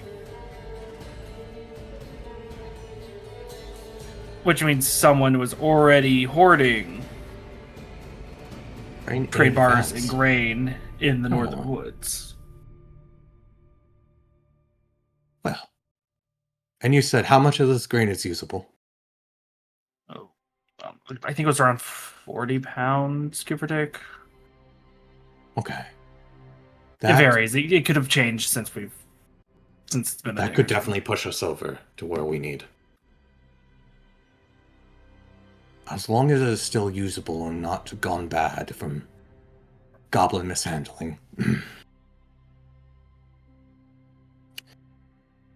Now then, I think we've recovered our mission share. So I will put that forward as what the mansion is doing. On top of, I will be generous and also put forward the remainder of what should have been part of that share.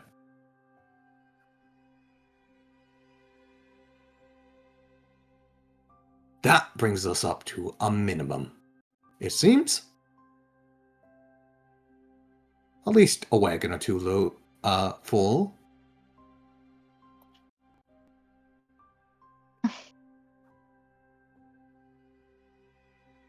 Now, the manor has taken care of the initial 30% on top of this 40% with Gerson and Dita alongside the church's contribution, alongside the recovered grain. All right. I believe that could be enough to at least meet the quota. That, however, still leaves us in a precarious situation with the winter. As you guys are thinking of that conversation, I'm going to say, because we did start late, and it's about around that time, a little bit past, we're going to go on break, as I think we'll switch back over to Dimitri after this. Okay. So I won't lie, I sometimes wish I didn't do Volker, but I did one of the assistants, so I could have the teens doing teen things. Well, you know, it is what it is. Anyways. It is what it is. It's just one of those things where it's like in hindsight. Oh, teacher. Evidently, I actually need to do a little bit more with OBS because I don't have access to features I should. So I need to reconnect my Twitch to it. I'll do that after session. Oh. I'm not logged into chat like normal. I don't have like stream stats available to me. A lot of things I don't have.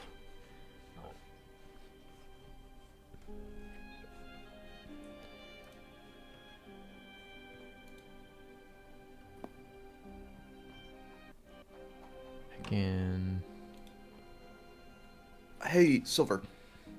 He stepped away. I think he stepped away. Yeah, he had to take a second. Fuck. Why? I'm trying to see if I can access the Benighted player guide in Fantasy Grounds, and I can't.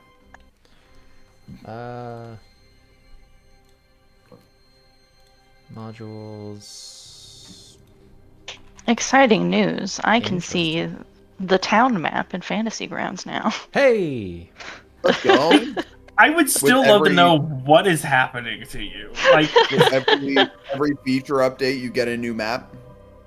God, it feels like it. It just appears to be not there. Oh, Foxy, you think Gerson's gonna live past session 10? Well, that varies on how these sessions stretch, so yes, maybe. We're already on session 9. I thought we were in session 8. Are we on session 8? I don't remember. Is this session 9 on the Did I put the notification as session 8? That's what I'm checking right now. Oh, I thought that was just what you said earlier. It's session 9. Yeah, it's 9. I even went back to double check the previous one wasn't like 7 and you skipped one. I can't believe Gerson is going to die next session. Or today. Or today. Well, in before Dimitri here is crawling through the ceiling and then falls on top Gerson as the roof collapses. Oh God. Oh, also you missed a code. They're like when you were away because someone didn't catch the be right back. It was like someone took his pulse. Oh, he's dead. Oh no.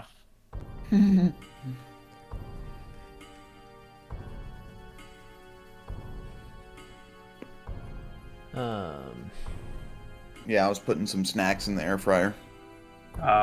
You mean the mini convection oven? Convection oven? Fuck me, I always do that. But I love these little taquitos I got from Costco. They're great. Yeah.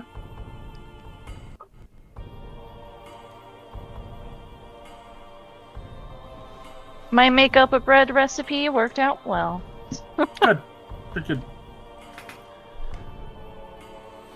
I only remembered recently a quote-unquote recipe, but it was the way I used to make tacos that I may eventually do again, which is get a muffin pan, grease, get your tortilla shells and aluminum foil, push them into the muffin fans and then a ball of aluminum foil so they don't fold up on each other. You bake them a little bit, then you stuff them like you would stuff tacos, and then bake them a little more, and there you go. Oh. I'm hungry now. And the reason you bake them a little bit beforehand is to make sure they're crispy on the inside and the outside. Yeah. Because if you don't, the bottoms can get soggy from the meat and stuff. Yeah, that makes sense. Okay, Grease, you can have the rest of your dinner.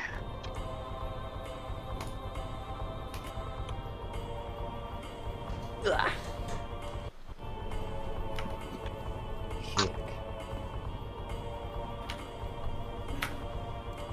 Heck.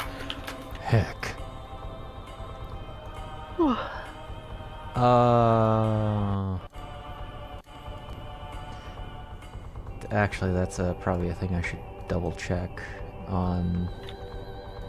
What? I may be able to ascertain what happened there, because I feel like Silver wouldn't actively stop the module from being chosen. Oh, yeah. I'm gonna see something real quick.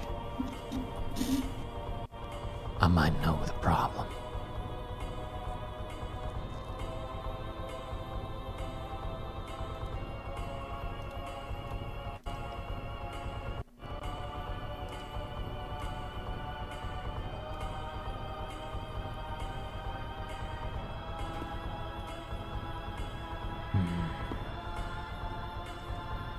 Oh.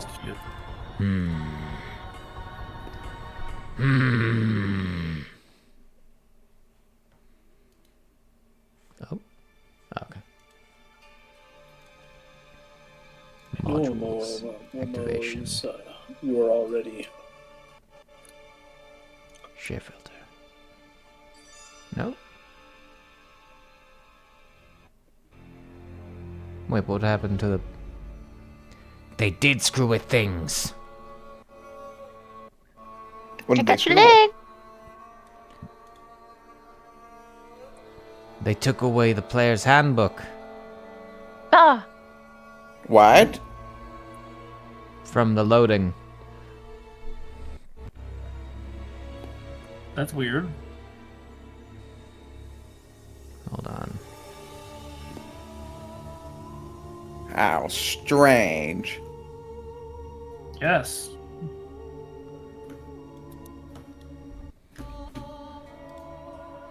Fantasy Grounds, this is a legacy module. Don't disable the non-legacy things.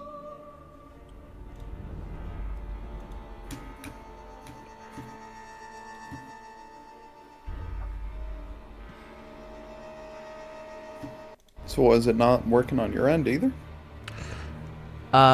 Seems with the because they changed like some things about how the sharing can be done. I'm guessing that they set some defaults that went automatic. So I just gotta make sure that those are I'm set back. properly. Welcome back. I forgot Silver. Uh-huh. Double check the modules that we can load, because I think they reset them to an did they? extent. I see. Yeah, because I don't think I disabled anything, though. We don't have access to the Benighted. Oh, do you not? No, we have access to a lot of things that we probably shouldn't. How many things are blocked? I got 15 freaking pages. Benighted player guide. Yeah. Yay! Oh, we can load automatic. I see. That's what that means. Yeah, that's how you make people load things when they join.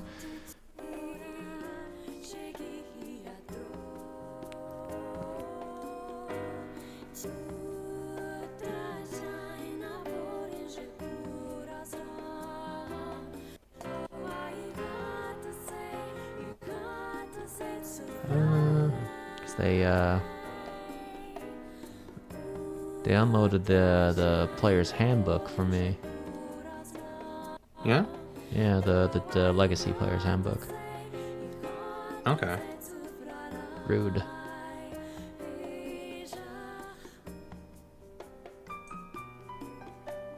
And Tasha's. Why would they unload Tasha's?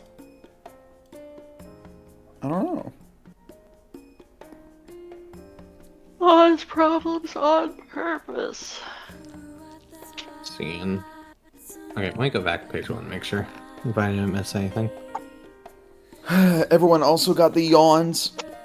Yawns. No. Oh, yeah. The yawns. Even though I am, even though I did not sleep the greatest last night. And they took away the... Nice. Okay. So. Hmm? They No, decided to allow the module that explicitly didn't allow the Shadows Unveiled Light Realm module, while disabling all the other Shadows Unveiled mods. Oh, Okay. goody. Thanks, Fantasy Grounds. Thanks. What I was saying, dog got an upset tummy, so that's what we've been working with. Oh, yeah. Oh. He ate something he shouldn't have, which has like caused him to have an upset stomach. I woke up in the middle of the night to the sound, and I went, oh god damn it! Mm-hmm. And I went, did you eat paper?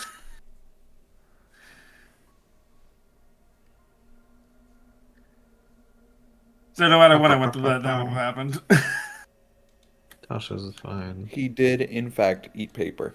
Yeah, he did in fact eat paper, and like a fucking piece of plastic or something. I still couldn't tell what it was. Oh, why are they I so was- compelled to eat tasteless things? I don't know. Yummy. Like, Plastic. plastic. Yeah. Yummy. Yeah.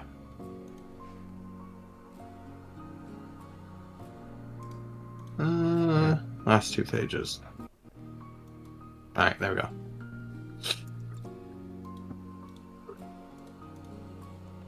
There we go.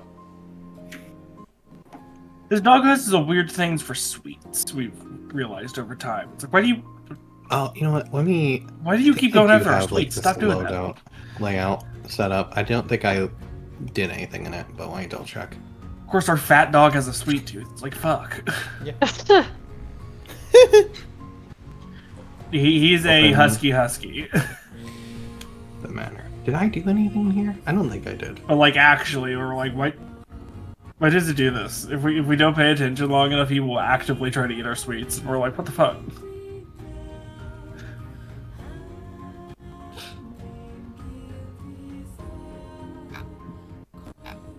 Oh no, that's just a blank map. Okay, so I didn't do anything in there.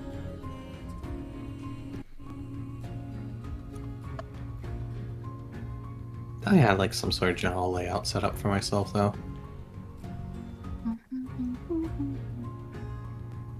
I remember the one I did genuinely. God, I'm tired. Yeah, Apparently. it's just a tired day, you know. That's just how It is a very today. tired day. It's a very tired day. The amount of residents I had that were actively just like taking naps between meals. Maybe today They should have been a break day. With how many things have gone on. Fine. Hamster Masterclass How to Die. Yep. I remember that one. Listen, if it didn't happen or if some stuff didn't happen today, it would have happened tomorrow. I see. You push it all onto me, so you don't have to deal with it.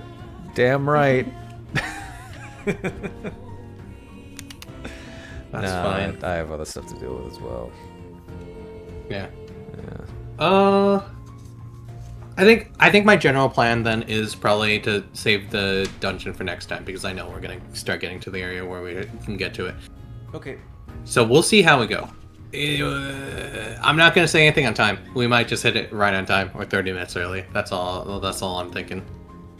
But I'll get you guys your thing after.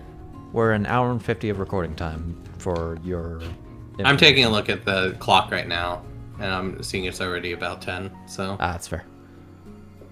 Yeah, considering that we were late and also Yes. we were late. We had technical issues. Yeah. Today's a great day, guys. Today's a great And day. also we're missing a snack. We're missing a snack, which is so important. I feel like Snack would have had a lot to say I had a here. donut. Yeah. We would have had Johan probably be like, eat the rich or something. No, just fucking let that. I will say that's one of the few that I don't know. Like, he could say something, but I don't see him actually saying too much, because like he's probably concentrating more on the let's try and bamboozle them plan. Let's save than the... everybody. I was genuinely expecting before Snack said he wasn't going to be here to be like, we're going to have a multifaceted conversation where it's going to go in other directions. Like, let's not pay. Yeah, I can see him doing that. Or I was like, that'll make for an exciting meeting, and then it didn't happen because he got sick. So I was like, let me add some stuff to this. Hey, Hold on, we gotta Manor, fuck you. Let's throw you under the bus a little bit. Let's just rewind. And just like a true politician, he turned it around. Oh, of course. Yep. I'm Yeah. not gonna lie, Gerson just has that shit on him now. So, The rapier? Yeah. No, the gun that he somehow got. Yes. I mean, I think he could afford a pulls gun. out a Glock probably and could. shoots Randall. Oh shit. He shot his top hat, and that was because he thought he was too tall, and he shot through the hat instead. But actually, Wait, it's your like big head's not in there? Yeah, I thought it was like a Doug Dimmadome thing where he has just a Doug like, Dimmadome. Well, Dimsdale Dimmadome. Whose whose son that oh fuck, I can't remember what the son did. It was like Doug shovel the Dimmadale. coal. Yeah, who like shovel the coal is the next head of the of the Dimmadones, who mistreats his own son because fuck that family's bad. Oh boy. It's revealed in the sequel series. I didn't know there was a Wonderful. sequel series. Yeah, it's the one in which has Hazel. It's Netflix. Just be sneaky. Just be sneaky. What was it?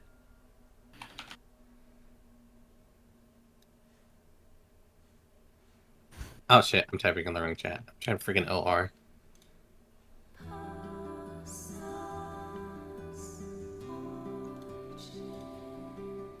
It's called A New Wish. That's what it was. I had to think for a second what it was called.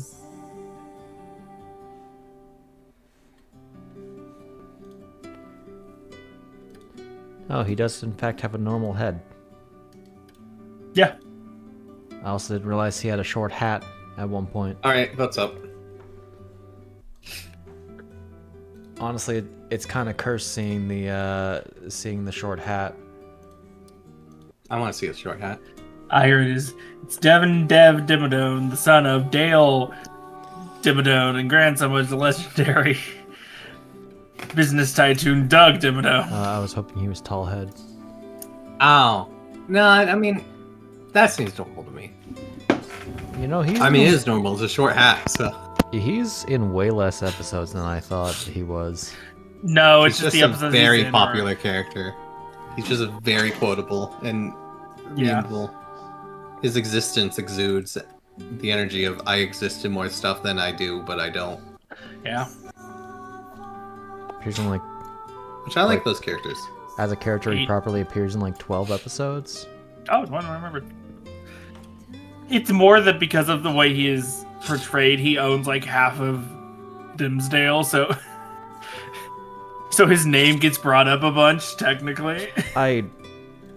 I just think of what I watched of Fairly Odd Parents over my life. I've just seen him, like all of his episodes in particular. Oh yeah. I think I do have it, Ron. I think I have it on the tablet. Votes up for those who haven't clicked yet. Let me take a look at this. I have it in front of me. I was working on my tablet earlier, so I had it under my keyboard, Woo. not in my desk. Woo. So I learned my Open. who the fuck just randomly sent me a friend request? Weird. Do not accept it. Oh no, I'm trying to see if it's Do not connected to a accept random server. friends requests. Oh nope. Okay, not that any server gives about it. It's to a server I forgot I even fucking had. Cool. I did make a layout. That I'm was more to so make sure there wasn't like someone smart. that fucking sneaked in the shady. Why is this layout so That would short? be impressive. It's happened, technically. What do you mean? Not Realm of Shade, Shady Press, the one that Oh. was open. Oh, I didn't make a. Okay, I see what I did. I made a Okay, general well, yeah, one. and then- we've had a couple bots in there. Yeah, that's why I was like, who is it? Okay, no, shit.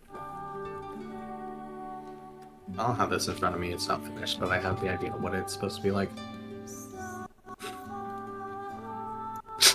All right, vote is clicked, clickety clacked.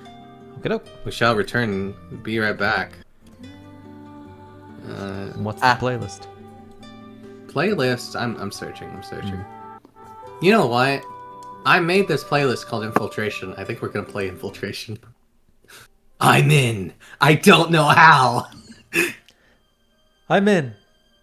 Where am I? Where am I? All right. Help!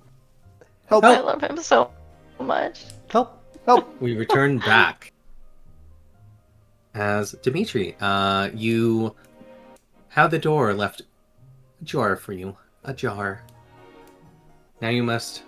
What's your strength score? I think you have below 10, so you're able to just open the jar without issues. You don't have to make a DC 30 strength check. Actually, I have a 12. Go ahead and make me a strength check now. My only lower than a +1 stat is my wisdom. Wonderful. I'm actually very physically Right, your strength and mentally dex are tied, capable aren't they? All right. Lo and behold. Yeah, you crack the door open ajar, I imagine, as you're greeted with a hallway, a rather long hallway going both up and down. However, you know that if you just go past the kitchen, you can reach the second floor if you take a corner. Okay. I will try to go upstairs. You rolled a 13 on stealth. 13. Okay. Yeah. You walk past the dining hall, walk past the kitchen, kind of head low, head ducked under, step past an open door as you hear the scrambling of like cooking staff and you hear noises inside of a woman yelling out, "No, no, no! No, they ordered shallots! No, shallots in it! No!" Goddamn mercenaries. Particular. Yes, they want that roasted. Venison, yes. As you walk past. Heading upstairs, you find yourself in a rather long hallway that appears to be branching both to the left and down. Seems to have a less noise up here, as you remember the meeting hall being more towards the lower right area. That the rest of the party finds themselves in. You see a lot of doors heading towards the right, and a few heading upwards.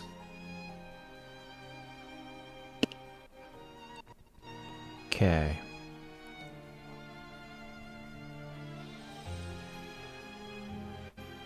Do these a lot of doors seem like they be the guest rooms? You're not entirely certain. You would have to go up there and check. Okay. Tired brain is having a little bit of trouble visualizing this. Yeah, I didn't finish like drawing the map, so I don't have the second floor done, unfortunately. That was something I was like, I'll draw a map, and I was like, I don't need this compared to other things. Okay. So I'm still at the bottom of the stairs, sorry? You are at the second floor at this On the point. second floor? Okay. Yeah. If I were to draw it out, maybe. Can I create a blank map for you? Hold up. You can, like, make a blank image. Image. And draw on it. Draw. Is it gonna be transparent though in the background? If you enable, like, lighting and stuff, then it'll turn black. Hold up. If I line of sight. Okay. We're gonna wing this because we can. So we've got a black map. I don't like it black, but we'll figure it out. All right. Can you see yourself there? I'm here. You're there. All right. I wonder if I draw. Can we see it? You can see that, can't you? Yes. Yeah.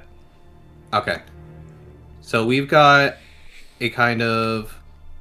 Oh, I can't control Z, can I? So I'll have to be careful. You have the stairs over here. Mm-hmm. And then you had, we'll say that's the hallway kind of going up here. You have this area that has a door. You have down here that you know it branches off into the meeting room, effectively. Where they all are? Yeah, where they all are. Okay. You know, there are... I'm going to reference what I have drawn here. I realize it's a really small map compared to what I thought it would be. You have a few doors kind of heading up here and down here. And then, you know, it branches in these directions. Kind of like that. Okay. So those laid out like that, they're probably guest rooms. Probably guest rooms. Guest area, probably not where I want to be.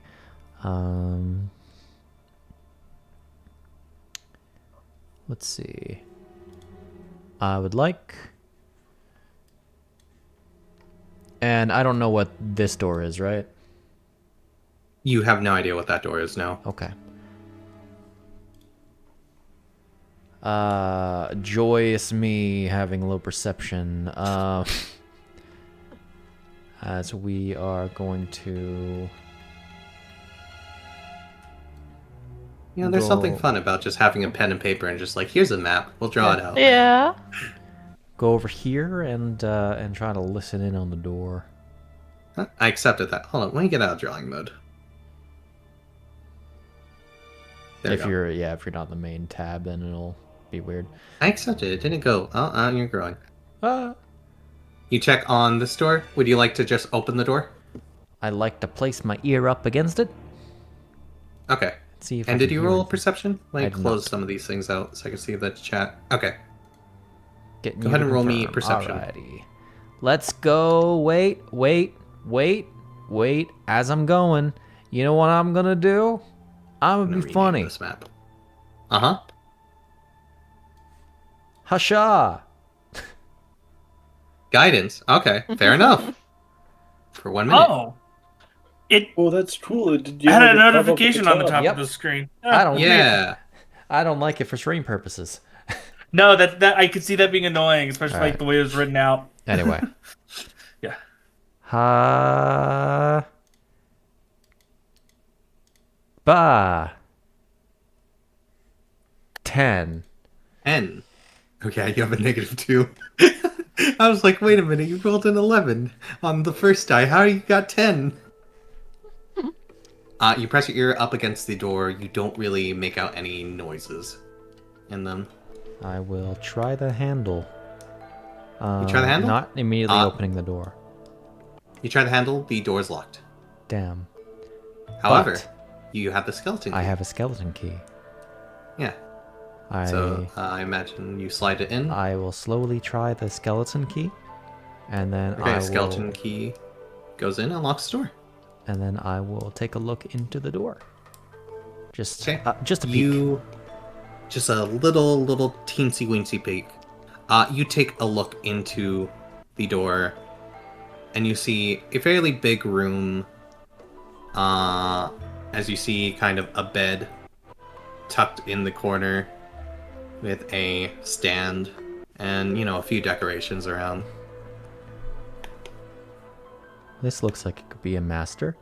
So we're going to look up at the ceiling. Mm-hmm. And see if there's any, like, attic entrances. Would you like to make another perception check? No, but I will. Okay.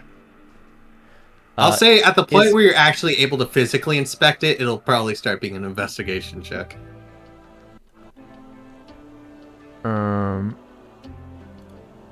At the same time, can I dismiss this? What are you dismissing?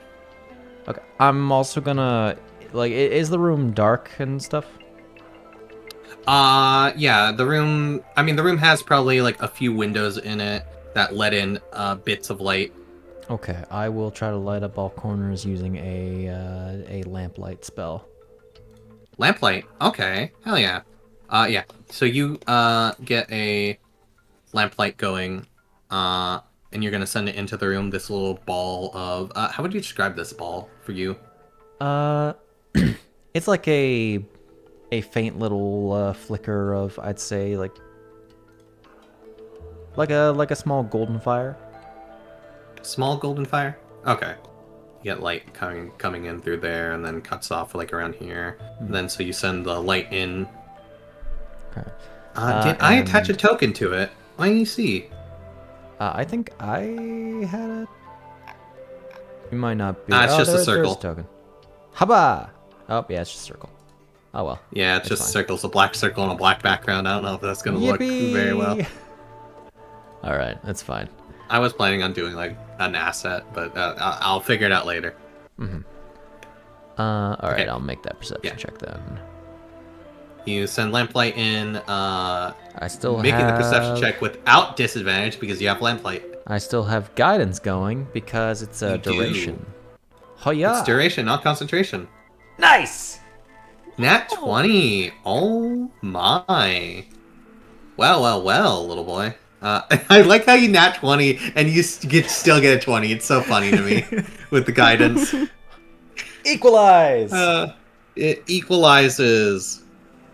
Yeah, you take a look around, having the little golden orb go in. You see, you do not see any trapdoors. However, you see something just as equally curious. As you see, something that it has been trying to hide in here. You see a little brown fairy in the corner, kind of like hiding behind, like, on top of a bookshelf behind some stuff on it, like a jar, like this little brown fairy with, like, a cap and, like, a smock and floppy shoes, kind of like holding a pen and stuff, just staring at you warily. Dimitri will smile and wave. Cocks his head at you.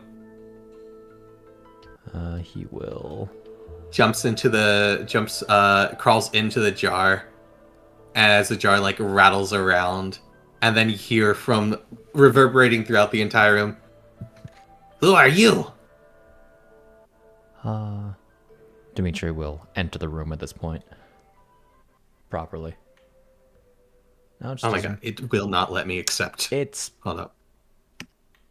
I imagine there being no actual floors at the issue. I wonder, do I have... I got token lock on.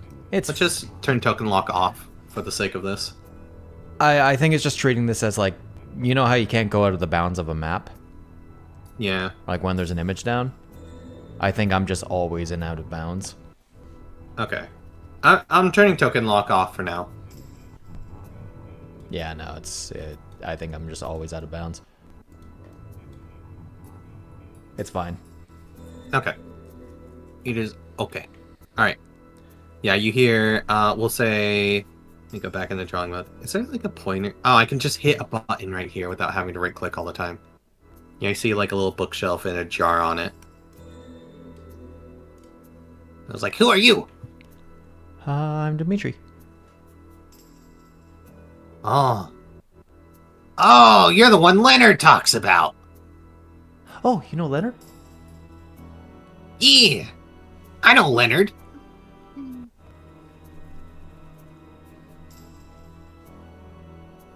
So, Good old Leonard Looselegs. Yeah. He's the fairy. He's the brownie that the Dieterstedts have. Yeah. He lives in a good place. Not as great as this place. he's a friend of mine.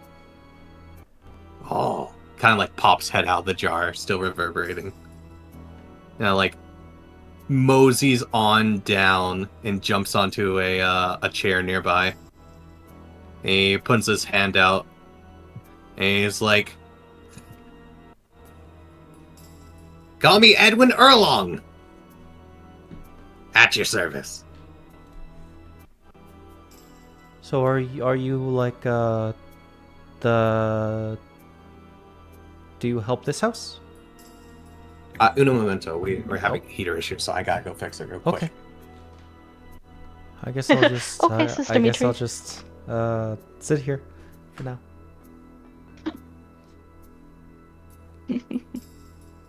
Well, hello, audience. Hi, Dimitri.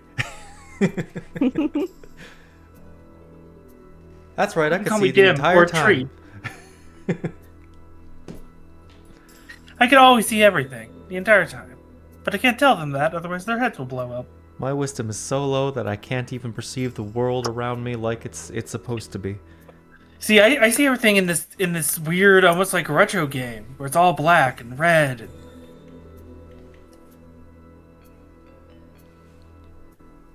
I'm scared. people are 8-bit instead of full art. All right. Ugh. You ever seen Faith the game? Yes, I'm talking about a video game. Yes, that's what I see. Um.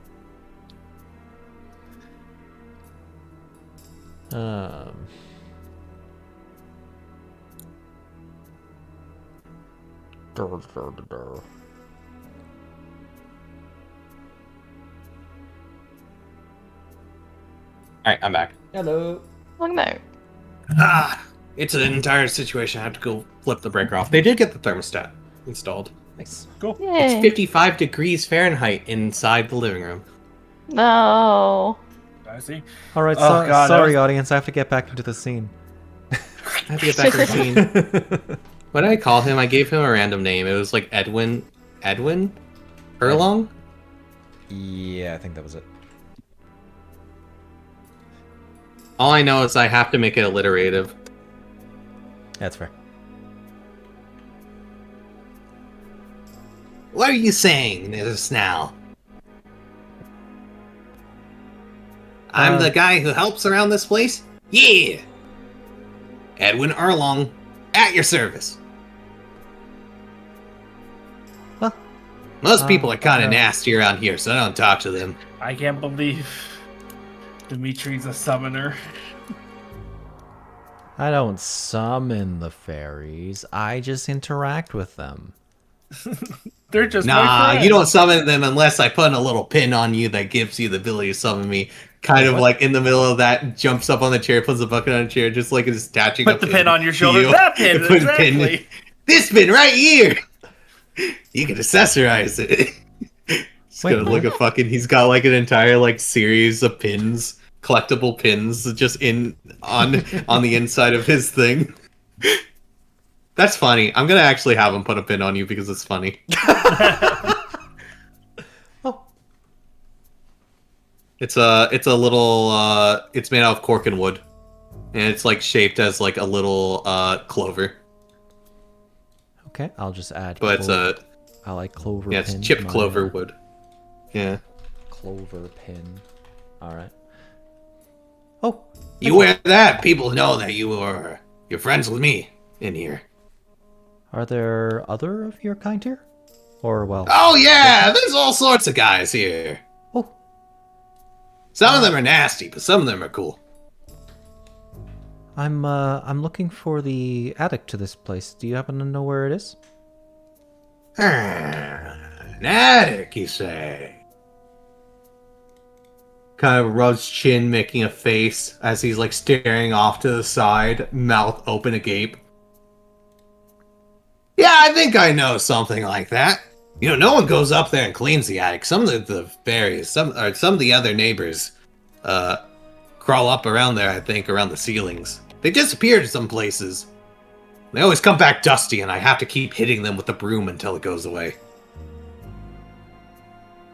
Oh, dust, dust, dust. They always bring dust everywhere. I have to keep sweeping. He's like walking off, jumps off the chair, hops the chair, starts walking up the wall and pulls a broom out of his back pocket. Sweep, sweep, sweep. It's a mess, I tell ya. He's like on the ceiling, hands like gesticulating outwards. And he pops off the ceiling and lands back on the chair. Dimitri keeps staring expectantly. Looks at you with a big smile. So... Yeah, it's a mess, I tell ya. So where's the entrance? Eh? Oh, I don't know. Oh, okay. Not in here. They don't come in here. This place is that long guy's room. Randall long guy. Yeah, him. Long guy. Boy, I tell ya. Long man. That guy's nasty. He always leaves such a big mess around for other people to clean up. Well, I imagine he has a lot on his plate. Oh boy, he does. He has too many plates. Too many plates for one guy. A long guy. Not a wide guy. A long guy. Did he seem pretty tall? Randall? Yeah. Yeah. Yeah. He's literally Randall the Long. That's fair. Long Randall. Yeah, that guy. The long guy. Yeah, he's pretty tall. Yeah. I mean, you could probably ask some of the people around. This is his room. I think they're probably on the other side of the house. Okay. I'm the only one that likes coming in here. And I don't like coming in here. I have to come in here. I have to clean the mess in here all the time. Does look pretty messy right now. Let me tell you, that guy snores. I mean, snores. Yeah, does This guy has a perpetual open mouth smile whenever he's not talking, by the way. I see. I'd insight him, but well, insight's a wisdom skill. Yeah, you could. You know, why not? It'd be funny. Not bad. Well, don't waste them all now. What are you inciting him about, by the way? I'm just trying to like get a grasp of this guy. He's not he's not of the demeanor that's I'd say Dimitri's used to. Oh yeah, of Leonard. Yeah. This guy seems pretty chipper. Very. Yeah, he seems pretty chipper. Pretty open to speak. You get the sense that he doesn't talk to a lot of people. But he likes talking. He's been sitting there the entire time with his mouth open, waiting for you to respond with a smile, as he has both his hands on his side. Okay. I should find somebody who knows the entrance. Do you need to stay in here? Nah, but I mean, I could leave. I'm pretty much done in here. He kicks a bucket out from under him. Well, let's kick that bucket out. Let's get out of here. Okay. He like just jolly walks in front of you with like arms in arms being thrown out in front. It's like la la la. So like, how tall is this guy? This guy's like maybe 2 feet. Okay, he's taller than I was picturing. I was thinking like Tinkerbell. He's like, height. no, he's not Tinkerbell height. Like he's like shin height basically. Okay. You're thinking Tinkerbell, we're thinking Danny DeVito.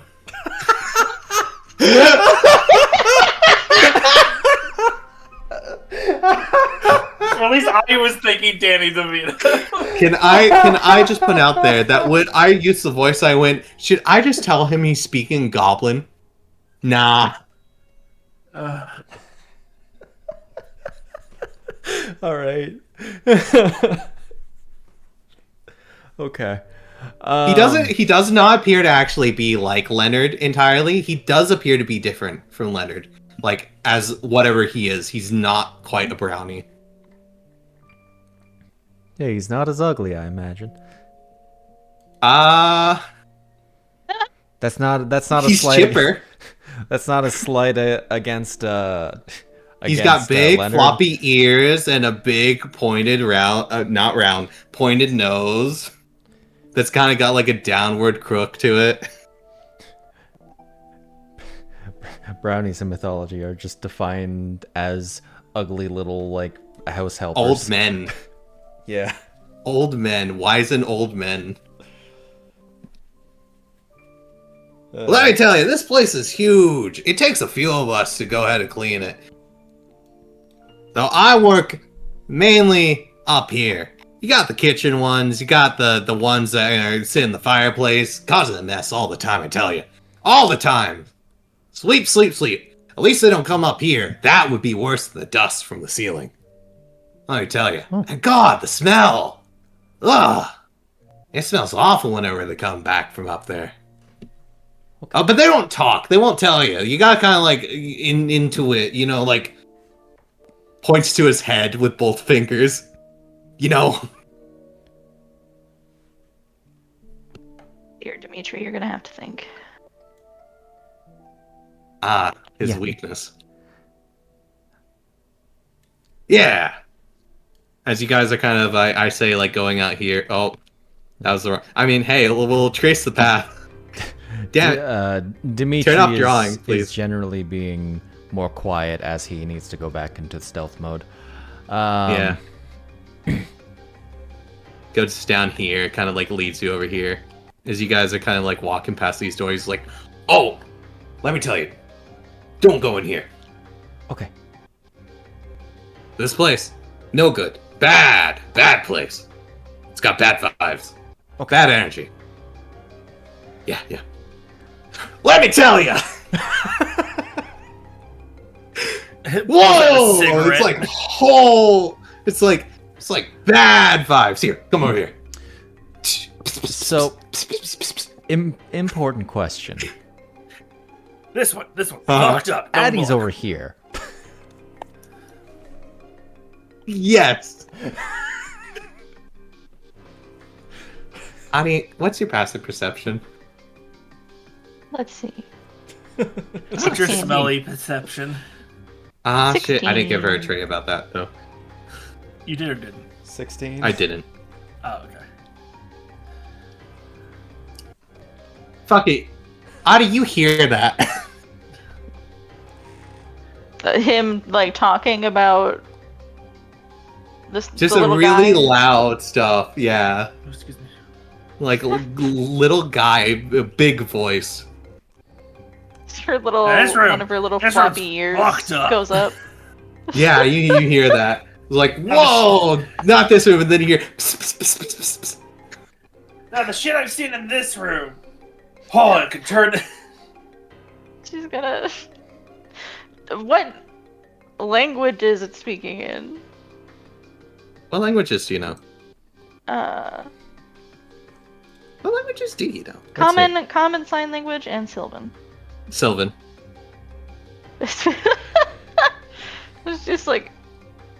Do I have a button? Well, Who dang. speaks? Who speaks Sylvan? I check. Well, you can just. Oh, literally only you two.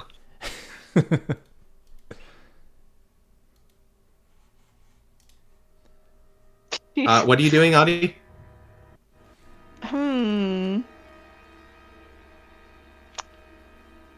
Well, she's unhappy with the conversation in here. Uh-huh. That's fair. I Let me imagine we place probably you on just the hit map like the because I think nitty you- gritty, Yeah, there we go, now it's detailed big. part of the conversation. Yeah. She may Politics, just politics, leave. grain. She just Grain, politics. Kill the rich, or kill the poor, feed the rich.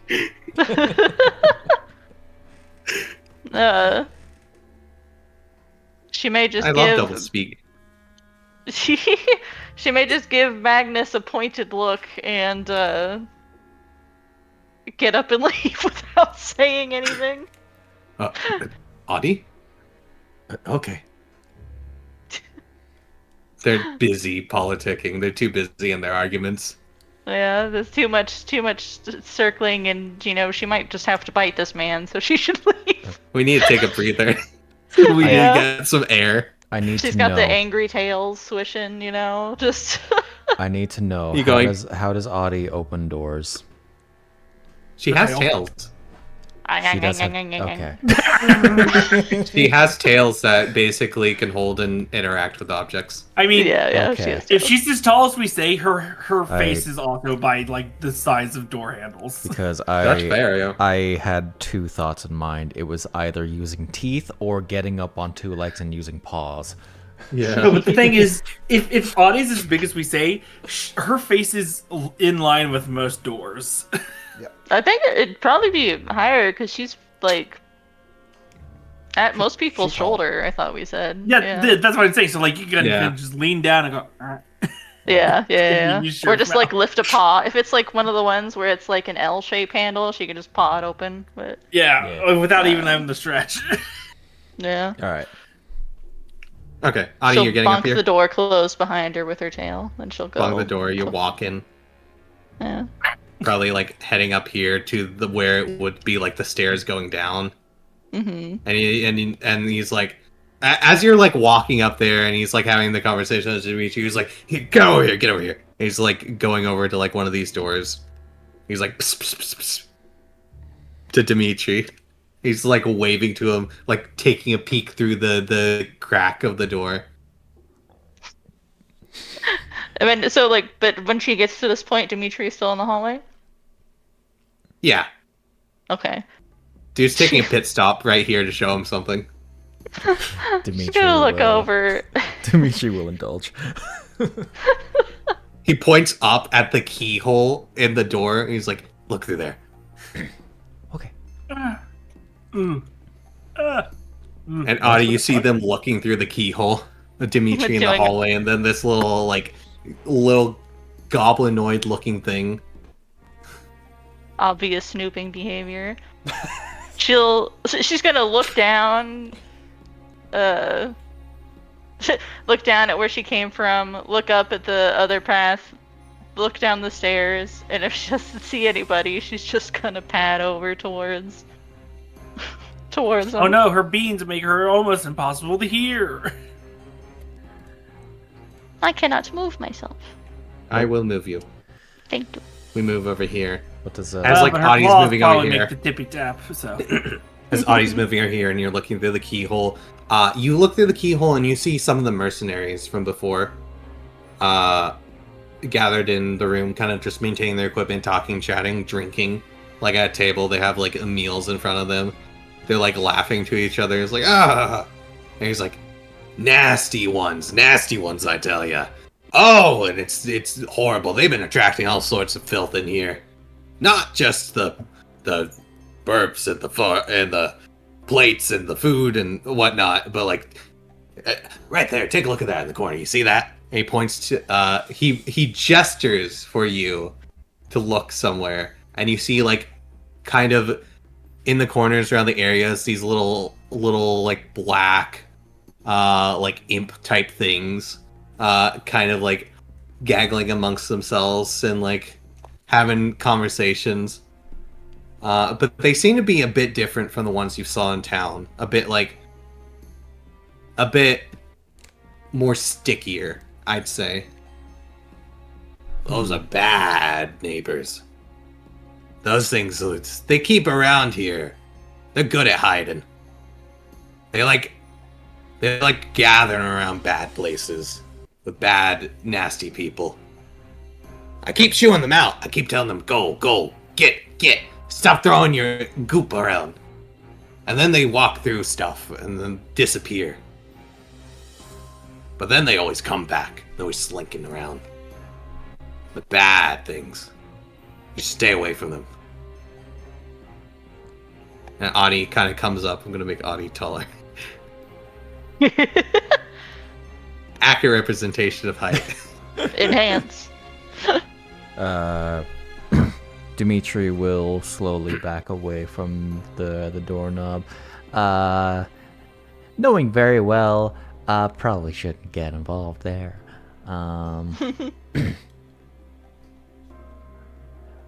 Looking toward this way, looks back. Oh, hi, Attie. Hi, Attie. Tiny oof. Tiny woof. Turns back into looking into the door. He will place a finger to lips. He For a will second, creep away to the other end of the hall there. I thought you were gonna put your finger to Audie's lips, being like, "Shh." You see, as you're looking at Dimitri, you hear clank, and you look down and see a bucket as this thing is getting on top of the bucket, and looks you in the face, and then puts his withered finger up to your lips and goes, "Shh." You gotta be Her quiet. lip twitches. He's like leaned forward. He has to lean forward to reach you because you're very tall for him. Other people, that like bucket is his alone, right? Other people can't see buckets like that. We should go. You guys are hearing like clank clank, and like conversations from up here as people are starting to come up. Okay. Attie will nose at Dimitri's shoulder to get him moving. Yeah, we will go that way. Okay. As you're going this ways, can I have you make me a dexterity saving throw, by the way? Dex save? Yeah, Oh. dex save. Okay. Both of us or just Dimitri? Dimitri. Okay.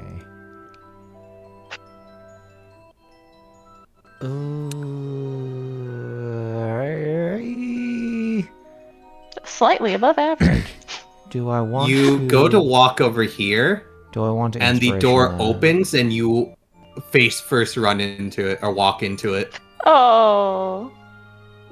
as you see a Guts coming out of the room. And he looks at you, and he's like, "What are you hit? Oh! What are you doing here?" "Want to join?" Kind of like puts a hand on your shoulder and like just picks you up from the scruff of your shirt, and he's like, "Oopsie daisy," like holding a bottle of alcohol in his hand, in the other hand. "Sorry about that, wee tyke. Ugh. You're the dim kid, right? Yeah. Who?" Dimitri. He like eyes a little bit unfocused. One moment. Well, probably shouldn't be running the doors. That's how you get a headache. I'll try better next time. Yeah. You kind of finish hearing the clattering of plates coming up as some of the serving staff is coming up through the door behind you. And you see the lady that was handed you the key that helped you get up here to begin with them, and she stares wide-eyed at you with a serious expression as she kind of like lags behind, and she's like shakes head no, and it's like starts walking up faster. And you see one of the older women that you actually recognize as Whitney, find her name. Let's see who it is again. I know how to find you. Let us open up. Antagonist. Important. let's open up George. What is your name again? You see Miss Wilhelmina, as you recognize as George's wife, walking up with George's this wife? girl. Yeah, George's wife. A very What she look big like? zombie. Would you like to describe her? If you have any concept in mind of what George's wife looks like. Do you want the George description or the zombie? I kind of want both. I'm gonna give you Surprise the George us. description. George's wife is the most beautiful woman on this planet. That's it. Mhm. That's it. George's entire description. That's That is zombie description. Out of curiosity, can we define that?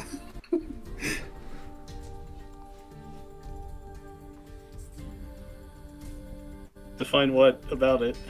The zombie description, not the George description. Well, the zombie description would be that she is very average looking. Damn. Redhead, short, tall. Brown Alright, hair, average height. Okay, Brown hair, okay. average height, a little bit Not big. ugly. Not amazing. Not ugly. Not ugly. A little bit big. Yeah, A little bit bony. Literally the most average woman you've ever seen. Maybe like some freckles. Got it. Yeah. Pretty average woman. Pretty big. I'd say like a big boned, Oh, but she's not like a. strong. Yeah, she's strong. Yeah. Yeah. Big boned woman. Kind of like has a face on her. All right. Like eyebrow raised. Let's say she has like a beauty mark mole on her. Not like an ugly mole, a beauty mark mole. And she's like walks up and is like, "Now what are you doing here?" Oh, I was looking for the bathroom. The bathroom's in the other direction. You have to go outside. Well, I mean, I suppose the water closet's up there. But for boys like you, the outhouse will do just fine. Give the lad a break. I was just having him do me a favor. Now, Mr. Gotts, you should probably cut down on the liquor. I know you all have had a few bottles.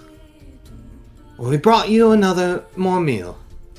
Oh, wonderful. Bring it right in.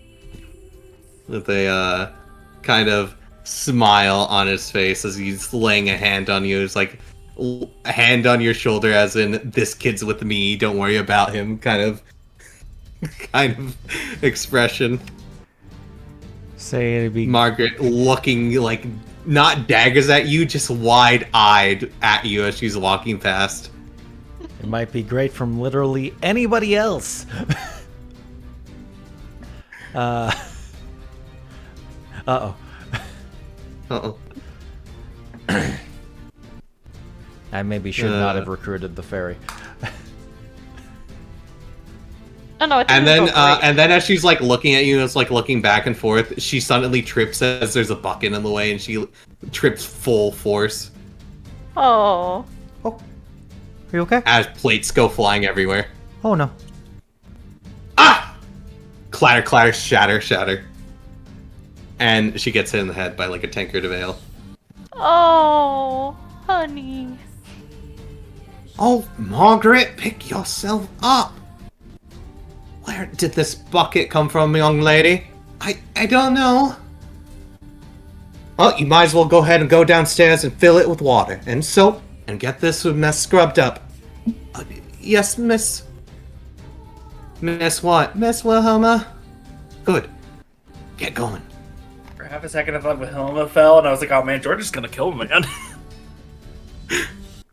Can't kill me, I'm not a man, I'm a goblin. George behind him with an axe. We'll try. Oh god. When I get the sudden feeling of the Grim Reaper stepped in.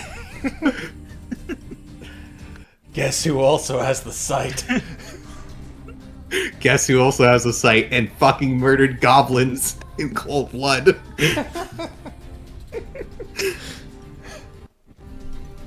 Leonard's just kind of like sitting on a chair in the corner, just watching the situation with like a like hunch forward, arms way over like kneecaps. Edwin? Just like just watching as Edwin, she's running not, off. Not Leonard. Or not Leonard. Erwin. Edwin, yeah. Yeah. And he jumps off the chair, just scooting off to the side, and walks beside you. As Nicholas is like hand on shoulder, about to walk back in a room with you. And he's gonna uh, grab his sleeve of his other arm. It was her mouth. God. It was Gots, right? Not Nicholas. Or Gots. Yeah. I would hope it wasn't Gots Nicholas. is- Oh god. Sorry, I'm no. That would be funny though. That would not be a good situation. That would not be a good situation. Oh yeah. Sorry. That's fine. You should probably stick close, just until she leaves. Kind of like pointing at Wilhelma. Looks to Attie. Wilhelma is looking back at you with a expression, staring daggers at you. Hey, kiss with me. She'll Kiss with me. let them. Kiss She'll with me. let them be taken in together. Get in here. Get in Okay. here. Get in here. Come on, Eddie. Come, buddy. Come, girl. Come, girl. You're getting roped in this too. Whistles for you. Unhappy dog face as she follows in. You're stuck with me for the Well. whole campaign, goddammit. Stuck with me for the whole campaign. You're made now. As Wilhelma is getting the rest of the plates done, set down, the other guys are like drinking, like cheering. And she like snatches a bottle from them as they're like waving around her, and she sets it gently on the tray, and then picks up everything and leaves, giving you one last eye. And is like, you know, that soup never got touched downstairs. You better get to it. Soon. Okay. And walks past. And the door closes, and Gotts is like, oh. Man, that was the situation. Leonard's kind of walked off in the corner of the room, pulling out an air broom, sweeping up. Dirty, dirty, dirty, dirty, dirty. And you see him kind of like in the corner with the little goblin, the other like black things. And he looks at him and he goes, what do you want? And he takes the other end of his broom and smacks him over the head a few times. Get, louts, get! Shoo! They disappear through like a little black portal underneath them. Well, boogity boogity behavior. Whoops. Didn't mean to press that. They changed the icons. Oh. It's confusing me. I'm confuzzled. That's Gotts takes a look at you all and goes, so what are you doing in here? Attie looks at Dimitri. Oh, I'm exploring. Exploring? Yeah. I didn't realize they had a tourist destination for children here.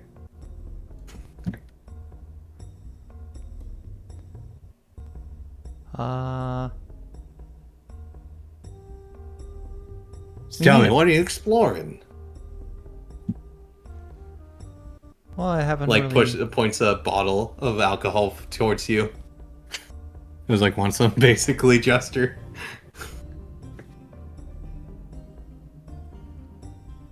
No.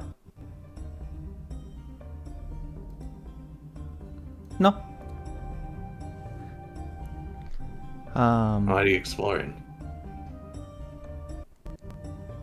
Well, I haven't been around the manor that much. I guess that makes sense. Man, that meeting. Gotta wonder what they're gonna do about everything, especially with old Nicholas at his games. Boy, I tell you, he's rotten. Yeah, you can tell me that. One of the guys in the corner kind of like calls out. Ugh. Quite right, bastard. But he's paying us, so what can you complain about that? Pretty penny, too. Oh, shit. That reminds me, I got a 20 gold to give to that guy. That guy, yeah. I'm forgetting his name. Jan. I gotta give to Jan, yeah. Couldn't find a good deer. Oh, we tried. We found a few. Couldn't find any good ones, though.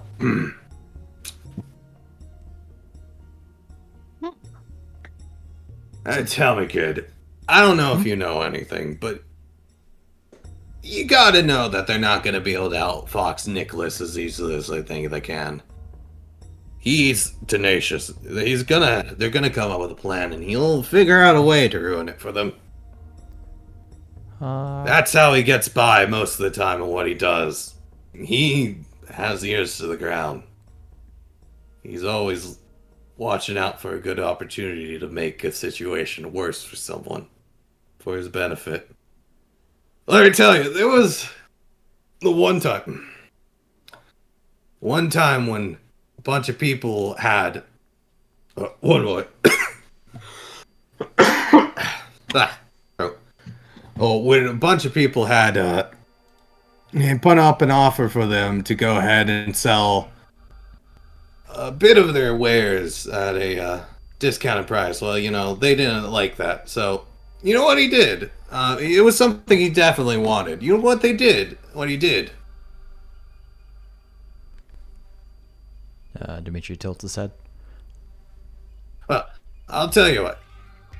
He went ahead and bought up most of what they required in order to make that at that point, and drove them right out of any production for it.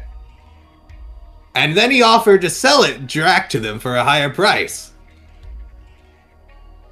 I can't remember what it was. It was something like some sort of swords or something. I forgot. Blacksmith stuff. He bought up all the iron so they couldn't make anything else. Of course, he made quite a bit off of that iron after they had to buy it back from him. That's what I'm saying. And he made sure to block the supply routes too. Keep it from them being able to purchase anything. Said it was army funds. Redirected it straight towards them. And was that directly from the king? That's what Nicholas definitely would say. It's for the king. King's kind of got special situation with him, you know what I mean? I don't know the details.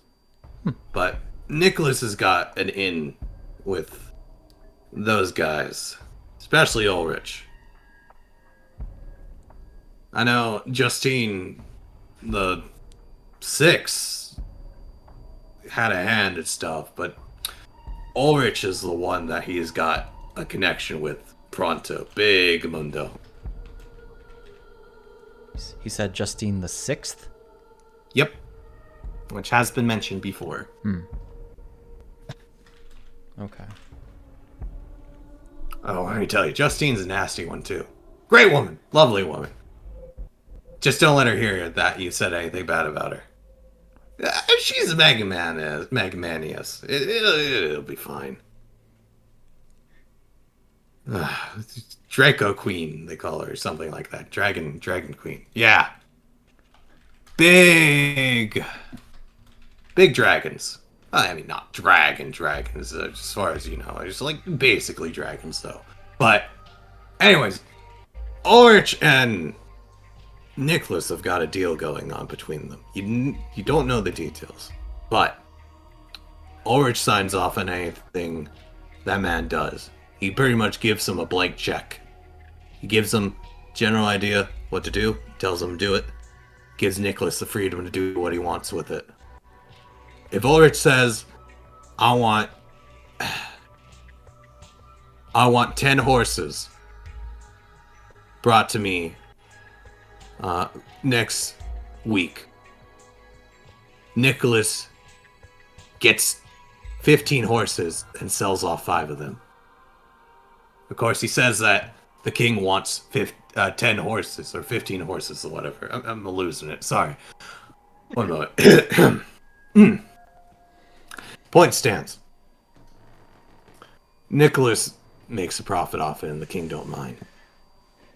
He knows the type of man he is.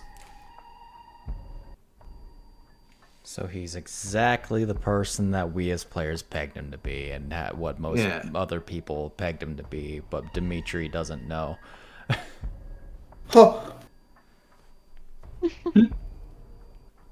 Hi, I'm Dim. No. Friends call me Dim. Friends call me Dim. Hi. You can call me Dim. And then one weird friend calls me Tree for some reason. My dad tells me I shouldn't let them call me Dim, but it's fine. They just leave you alone. Alright.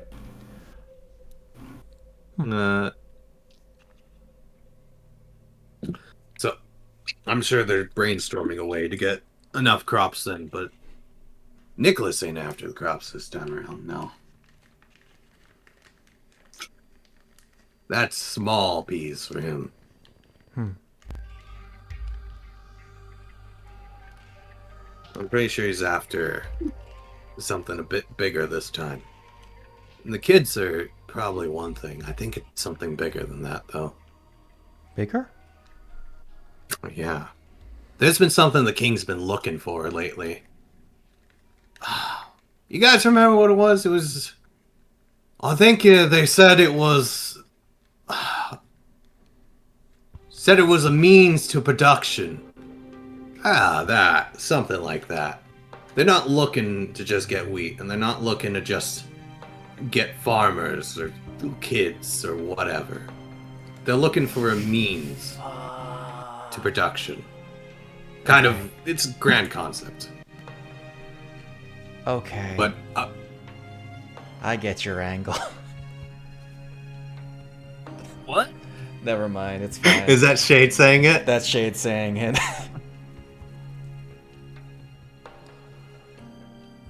Okay. And Nicholas puts on the pressure for the king. And he creates whatever that demand is. And that's the type of person he is. It's a big, lofty concept, but I think what Nicholas is doing is he's creating that means. He's creating the situation, the drive to establish it so he can take it for himself and bring it back. I don't know what he's looking for exactly, but I know Nicholas, and I know Nicholas better than I wish I did. I know he'll find it. He'll definitely get it. If it exists, he'll take it. I can bet this pouch of coins, pats his side, that's a given. Kind of looks over at you two. I'd be careful. I will. Good boy. Well, I'm sure I kept you long enough. That's okay. Thank you for helping me. Yeah, you did a good job exploring. Another round, boys! Pours more beer for themselves. Alright. Dimitri will take a... We'll first look to Edwin, see what he's up to.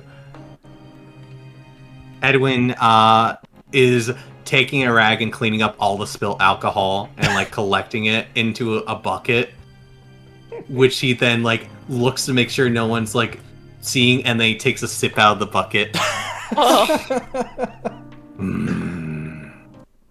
No wasted beer. So, Dimitri will exit the room. And he sees you and he hobbles out the room with the bucket. And he just walks out the room and the bucket's gone. As you see him just rummaging around in a pocket on this side. And as you guys are heading out the room, you see there are 2 guards over here, 2 mercenaries. Oh my, wait, hold up. That says stuff. Oh, because it's see-through. I'm seeing text. Okay, I was like, why does that say stuff when I click it? Is that a new update thing? Okay. You see 2 guards stationed there, and you see the door open right here. As you see, on the other side is a guard going. One of the mercenaries going, "You've been summoned, kid." Oh. By who? Looks over his shoulder. The big man.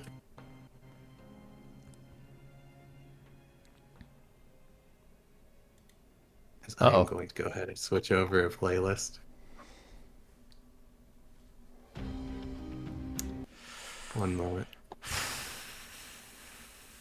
Pain. Man. Special.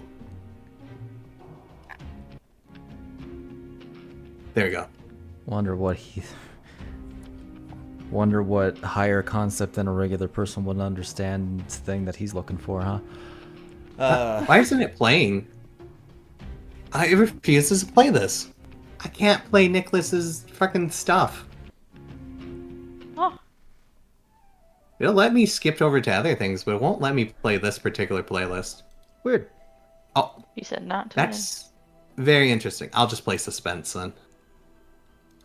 Oh no, it won't let me actually play literally anything else.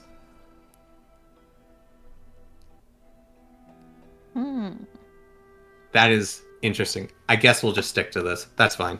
Yeah. He nods over and he's like, "Big man." And then he steps aside and gestures in. Uh-oh. Only the human, and shuts the door on the dog. No! Attie is gonna... She's gonna give Dimitri a look. It's like, you don't have to go in if you don't want to. It's an apprehensive look.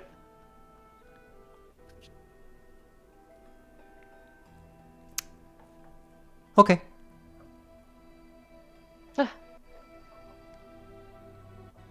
Okay, he What goes do you in. He goes in. Oh, He goes in. Attie follows. It's that one, Thomas. As the door shuts. And the door shuts behind you as you see sitting at a table over here is still a rather large man, even when sitting. You see Nicholas Otwin dressed in black robes with chainmail underneath, just kind of relaxing as he's drinking from a bottle. And he gestures over to you at a couch pulled up to the other side, as you see several armed men in the room on standby. Dimitri will sit.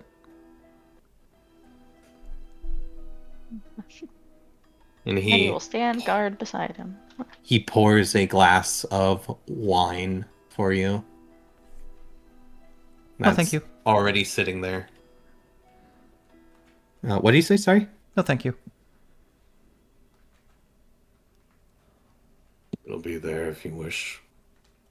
He pours himself one. I've heard you've had a lively conversation with Gots.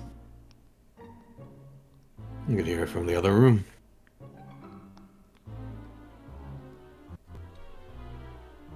Mm-hmm. Tell me, Dimitri, your father, the Reeve, is quite the man, I must say.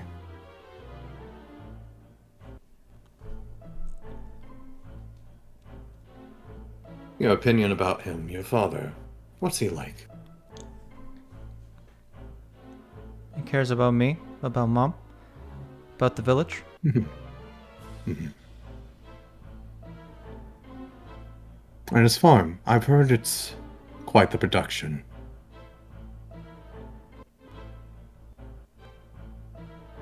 We do what we can. Quite the... Yes. I've heard he's done quite a bit for the village, in fact. For those who can't afford their own plot of land, he offers a trade in return. To work on his land. In exchange, only a little bit. For a parcel of their own. As you know how the town tends to work. The feudal system. Many villagers who can't afford the means will often work on the lord's land in exchange for a bit of meal. That way no one starves. That is a rational and smart person who knows how to ration. I've heard that system does not truly exist here, though. Not to the extent that it would elsewhere. It seems that this village, while a high, bountiful area, prospering, has been under a bit of poor management. Do you know something interesting I've heard?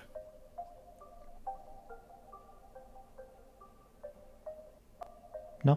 The village originally belonged to not the Baron Einhorn, but belonged to a relative of his, in fact. A quite wealthy baron. Well, this individual had a good bit of shares of land parceled different areas to him. This one was of esteemed value. He made much of his profit, in fact, off of it. Much of his revenue, much of his assets were tied within this land.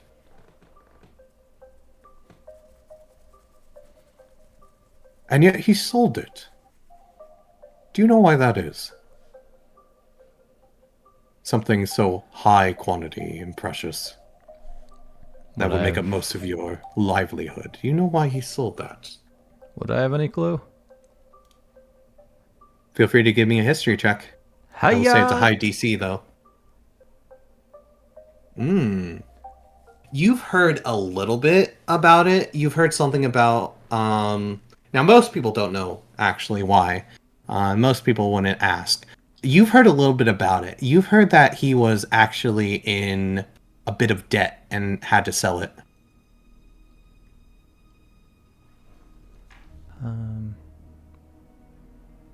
Because he owed money?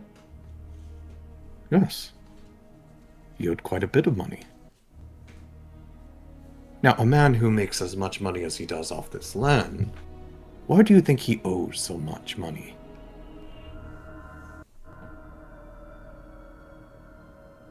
The crown? Correct again. You see, there's a certain way the crown works. In order to fuel much of this... One moment. In order to fuel much of these wars and these ongoing conflicts, these territorial disputes, if you'll put them, reclaiming lost land, you have to spend money in order to gain it back. Unfortunately, the Baron, holding so much land that was lost, had to spend a lot of money to try to recuperate it. And it got to the point that his debts grew. He owed money to the crown.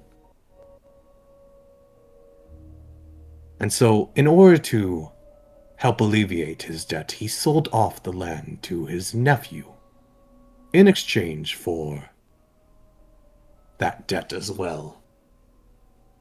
Now, the Baron Einhorn while a wealthy man on his own right, still has to pay off that debt he earned from purchasing this land. Do you know what he decided? Dimitri will shake his head.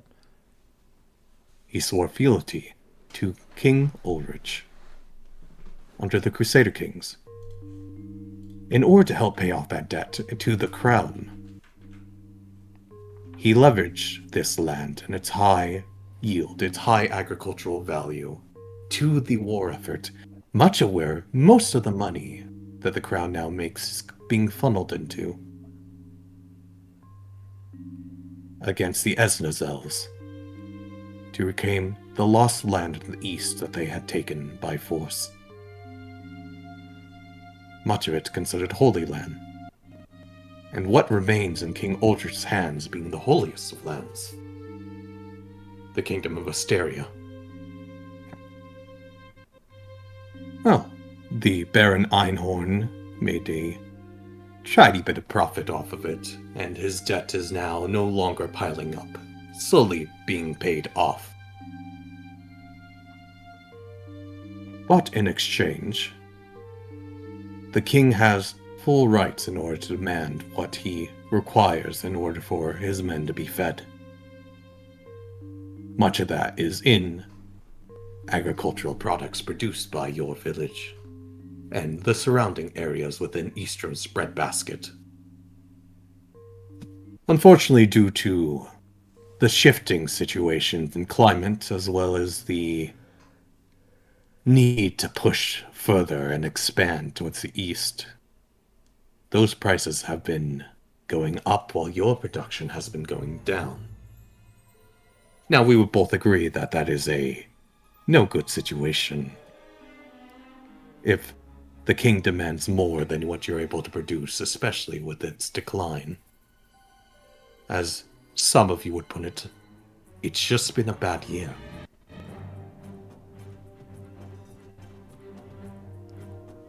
You would agree with that, yes?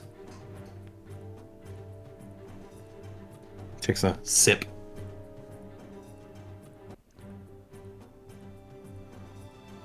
It's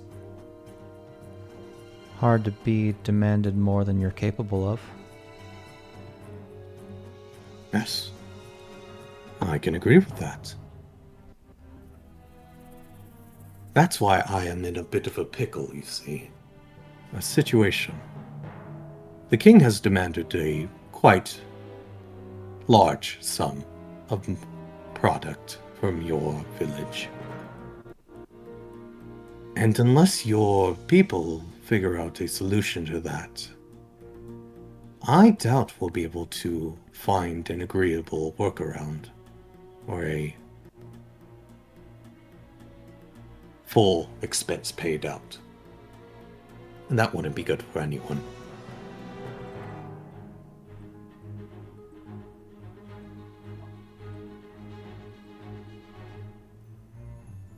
Now, I understand that, as I said, you and Gotts were having a certain conversation. And I wish to clear up some doubts about it. And I wish to understand what you consider out of this all.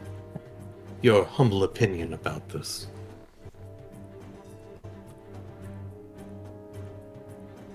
Often they say, in order to figure out a solution, you must consider a simple answer.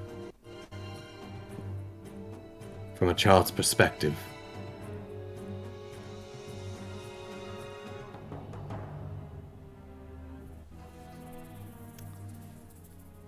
As the boy who is currently tied to some of the biggest individuals here. What are your thoughts?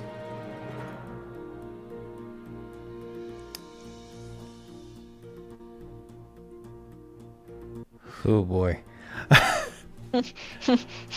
I'm a child. Oh boy. I hate this guy. What's his angle? I think I know his angle, but what's his angle?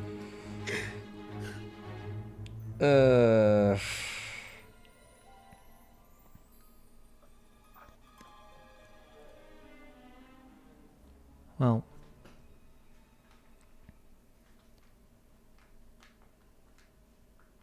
we can only offer what we have to give without... Without what? assuring our detriment, I guess.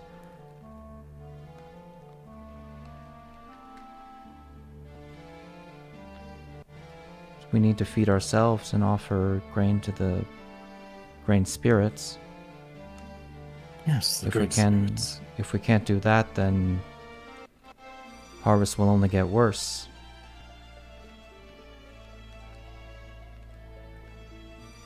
And yet, from what I've heard, your grain spirits are lacking.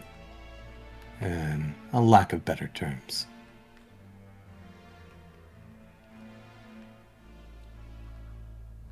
Tell me, what does your tradition say about the grain spirits?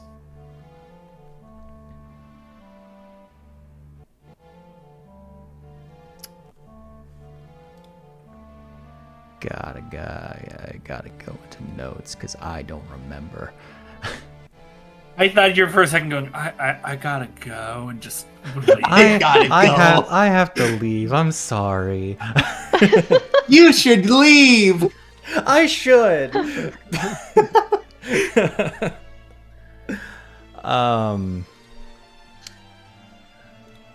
Hold on. Where's the?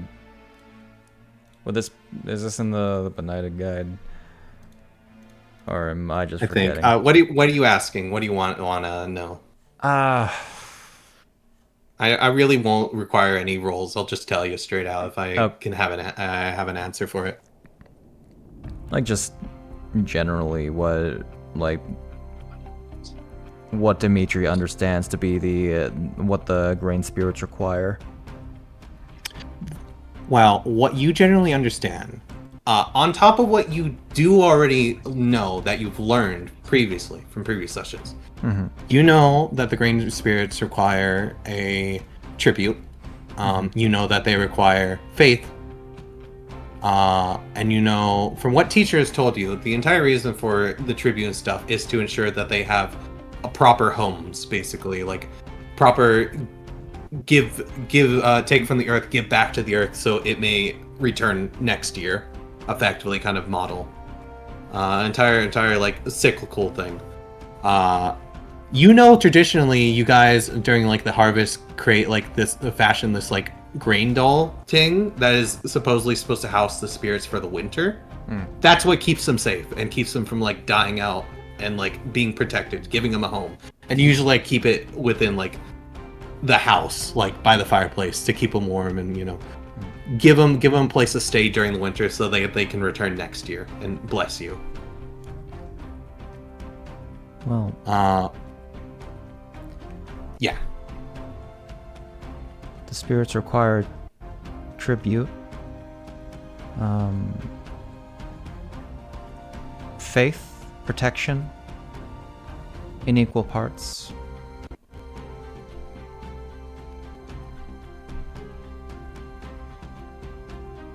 If we help them, then they will help us. It's a balance.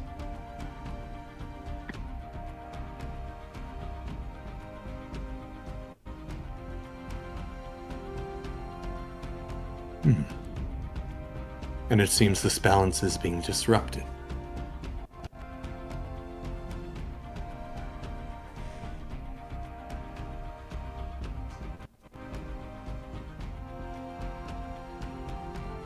Maybe? Perhaps. Perhaps you can call the change in weather a change in fortune or a change in protection. Have you ever considered the idea that your worship is not enough as it stands? Perhaps there is a need in change. The change in winds requires a change in fortune.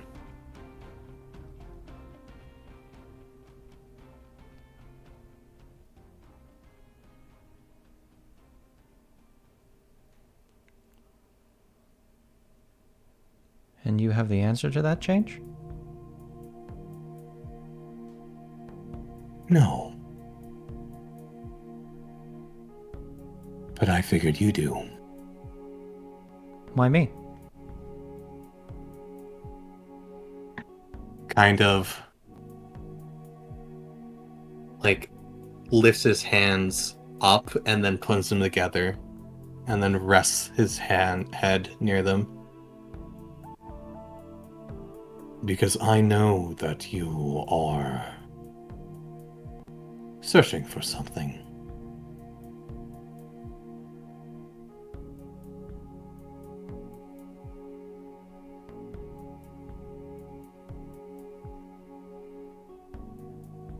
I know you all are searching for something. A means.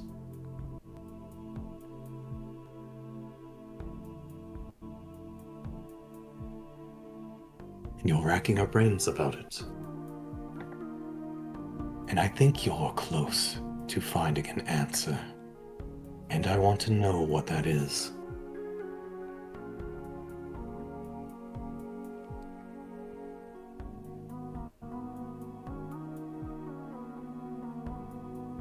Because if you don't find an answer, that would be bad for you.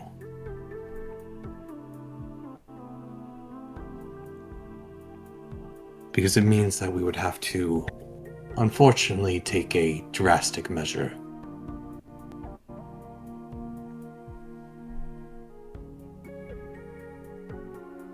Why would you have to? Well,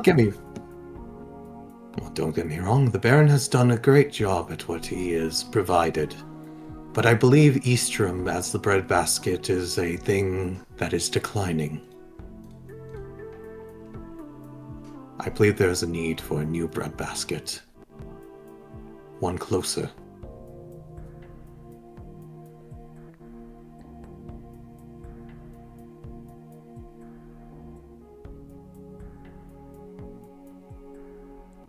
Closer to Asteria.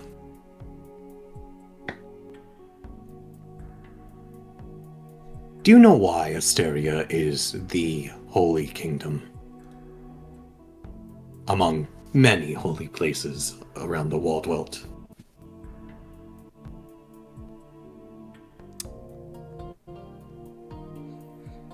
Does that sound familiar? Give me a history check. Okay. Jesus Christ. Okay. He's Once a again, nerd. this is something teacher hasn't told you. This is something that you feel you explicitly know from another woman telling you this. And you know Asteria is... How do I put this? You know Asteria was not originally a holy kingdom. You know Asteria holds a thing called the Silver Flame of the goddess Asta, one of the prominent fire temples. And you know that it holds a priestess who holds function over this place. This fire temple is one of the biggest, most major fire temples around the region. There are several of them that you know about. And it is dedicated specifically to the worship of the goddess Asta, who is known as a fertility goddess. In fact, the fertility goddess. It is pretty much responsible for her, is pretty much her responsibility that, or responsible from her, that you guys have day, you guys have spring, and you guys have harvest.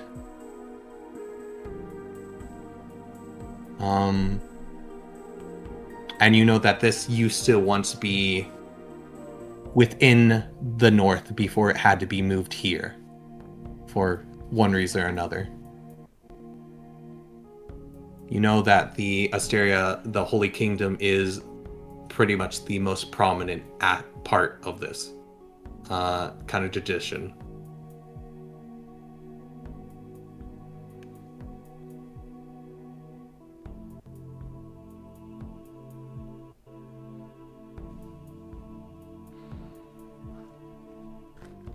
Because of Asta and her temple? Yes. Asta and her temple did not originally belong in Asteria. Not that temple. Her flame was once held in the north. However, due to the invasion of Esgalian giants, the frost giants, it had to be moved. They transferred it over and brought it to the Holy Kingdom of Asteria, where it is said that the perhaps cousin, in some traditions sister to the sun, the moon, is, that tends this particular flame. It is perhaps the greatest bastion of humanity that exists, and the most prosperous against the wilderness. You can understand what a great travesty would be if that was lost to Esnazel, yes? I think so. Humanity's... Yes? She said, I think so. It would only make sense that the goddess of fertility, her greatest temple, would be where the new breadbasket at Eastrum would be held, right?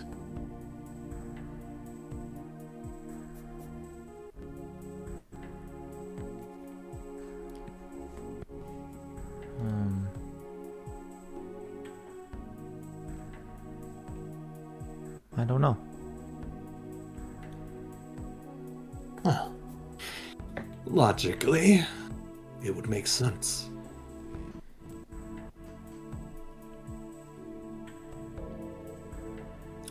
So, as things stand, unless you all find a means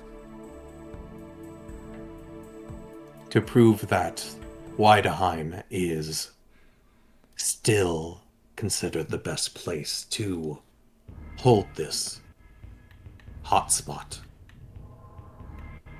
King Ulrich has given us orders to ensure the future of the Waldwelt.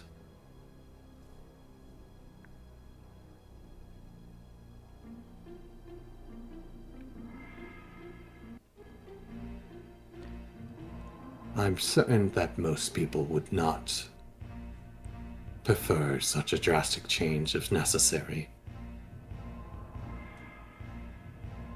It would be much better if it was something smaller.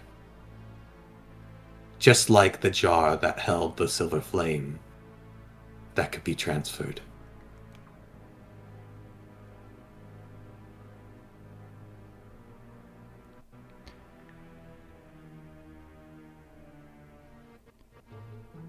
May I go? Puts his hands out. You may leave. He will nod. Come on, Eddie. She gets. She goes. And you guys head out the room. Are there still guards waiting outside? They see you heading out the room and they walk past you back into the room you came from.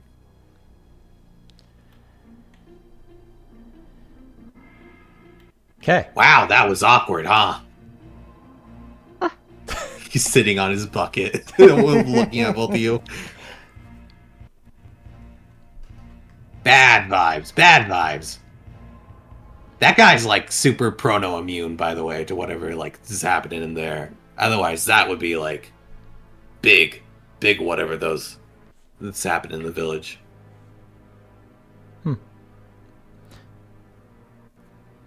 If the coast is clear, then Dimitri will start heading this way again. Yeah. Gotta bring you up here as Just get away from the door a bit. Just... Get away from this dangerous situation. As I will go ahead and get my drawing back on. Oh, I cleared it. It's fine. It doesn't matter. You don't need to know what that was back there. You got it memorized, right? That's what that was. Yep. That's for drawing mode. Definitely. Don't worry, I can there we control go. see it. Yeah. I lied. I caused you guys to be stressed. Anyways. I think you were the only one that was. I was.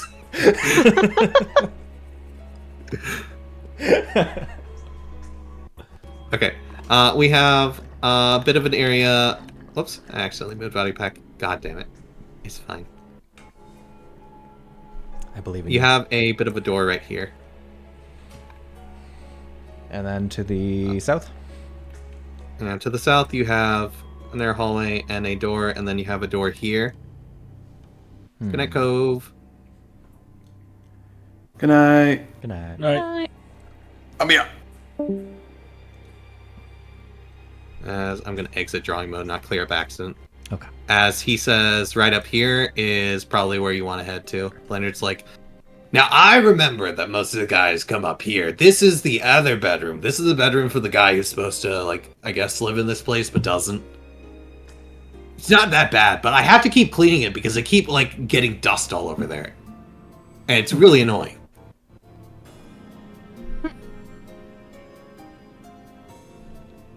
Dimitri will look back at the door where Nicholas is, and then head on over to that door. To the You one head over there, yeah. To this door.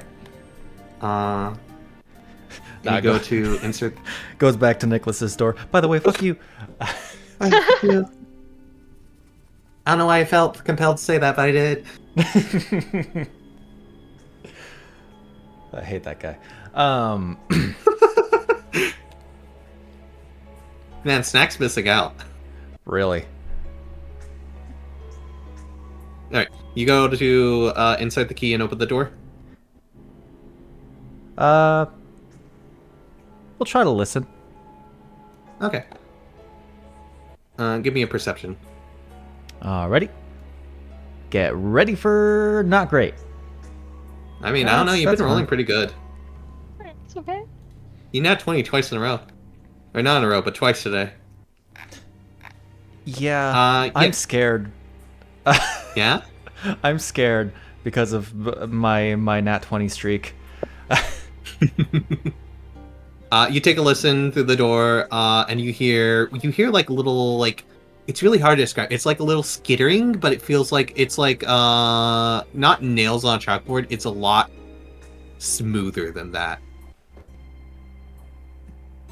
Kind of like the sound you hear when you like have a headphones connected in, but they're like slightly disconnected. It's that static sound. Feedback noise. Got it. Yeah, it's like that, but it's really tiny. Oh gosh, dang it! They're at it again. Yeah, Dimitri will unlock the door. You unlock the door and you see Erwin, like, with the broom raised up and, like, running over with the bucket in one hand. It's like, scram, furbles! Scram, dust!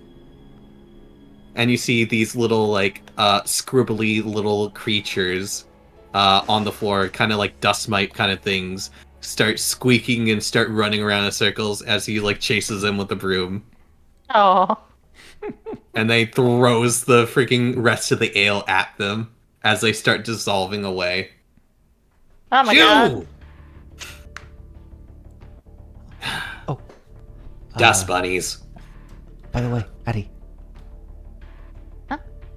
I'm looking for the attic.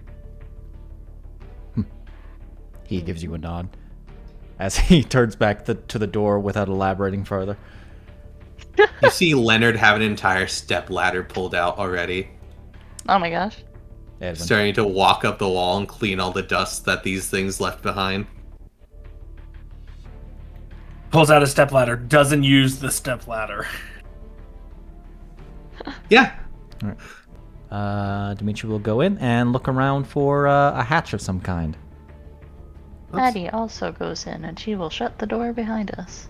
I think I accidentally drew walls. I was trying to just draw. Assuming that it is again dark, I will go ahead and cast another little lamplight. Lamplight. Lamplight. He casts a little lamplight. This would be the first time that Attie would see him actually use magic, I would say. But also he's...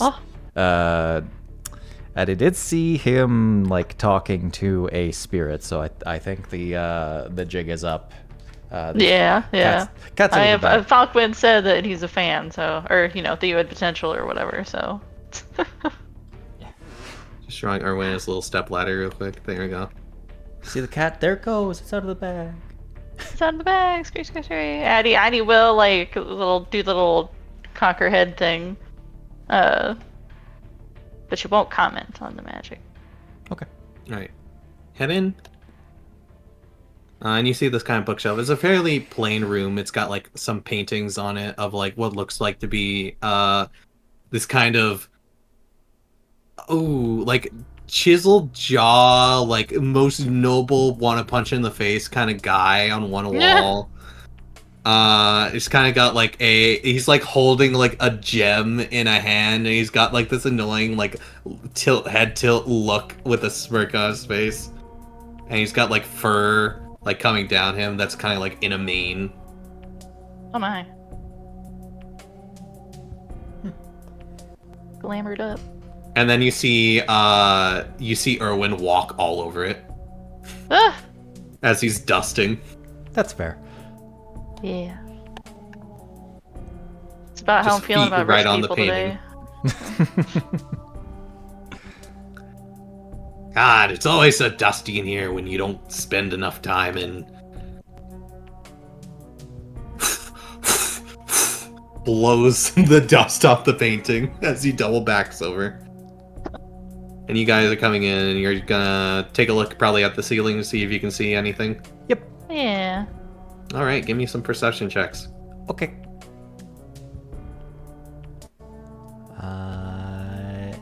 Hickety heckin' hua. I can just do that. He's here. That was Attie. Oh, yes. Yep. She's just here. Leave it to me. She's a dog. She doesn't know about addicts. Don't worry, you'll nat 20 again. Wait. Now you did. Oh, no. Wait. Wait, we used the inspiration. Hiya! Oh. Oh my god, that was so close! You guys take a look at the ceiling. You don't really see much, unfortunately, as Erwin is kind of like on the ceiling, dusting up like a huge splotch of dust. And he's like, and then as he's like dusting up, he's like, get out of here. And you see him like look down, peer, and then you see him wind up the broom like a baseball bat and swing down, and he hits like this little black like bunny-shaped pile of dust out from a ceiling tile as it hits the wall and bounces and then lands on the bed. Ah, that's where you're coming from, you! Finally found you! As he starts dusting on that specific tile. This is on the ceiling? Icky! Yeah, that's on the ceiling. Oh. Do you see a string up there? Or, does it push in? Stomp, stomp, stomp. Clunk! It falls loose, and a ladder falls down and smashes against the ground. Could I try to, like, catch the ladder before it hits the ground? Sure. Give me a dexterity check. Okay. Alright, saving throw. No, check. This is me actively trying to do something, so... Yeah. Let me get rid of guidance. Hiya! 14. 14. Yeah. You managed to catch a ladder before it hits the ground fully. This is like one of those ladders that's like steps, you know? Yep. So you managed to catch it. And thankfully it doesn't hit you either. That was close. Oh, I don't remember that being here. Sleep, sleep, sleep. He starts hitting more dust bunnies out from the ceiling tiles. They start flooding down. I'm getting taken! As he falls into the pile. As they just sweep down the step ladder directly towards you. It's like an entire flood of them. Oh my god. Squeak, squeak, squeak, squeak, squeak. Bouncing around. He'll be fine.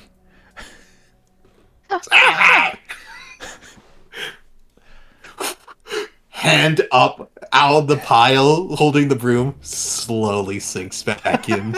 Oh god. Okay, now I feel bad. I'll go.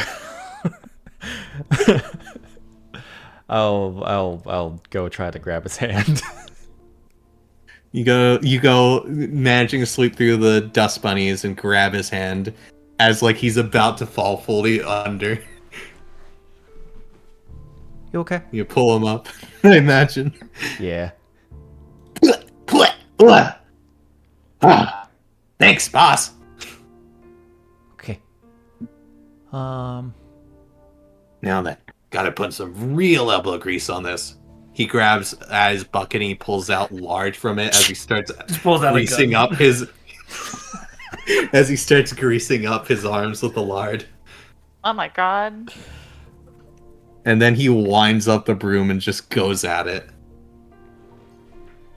Okay. I'm gonna go up into the attic. You head Folded upstairs? arms. Alrighty. Yeah. And this is ladder Attie can climb up, too. Yay, doggy accessible. Doggy accessible, as we're gonna go up this ladder into the attic.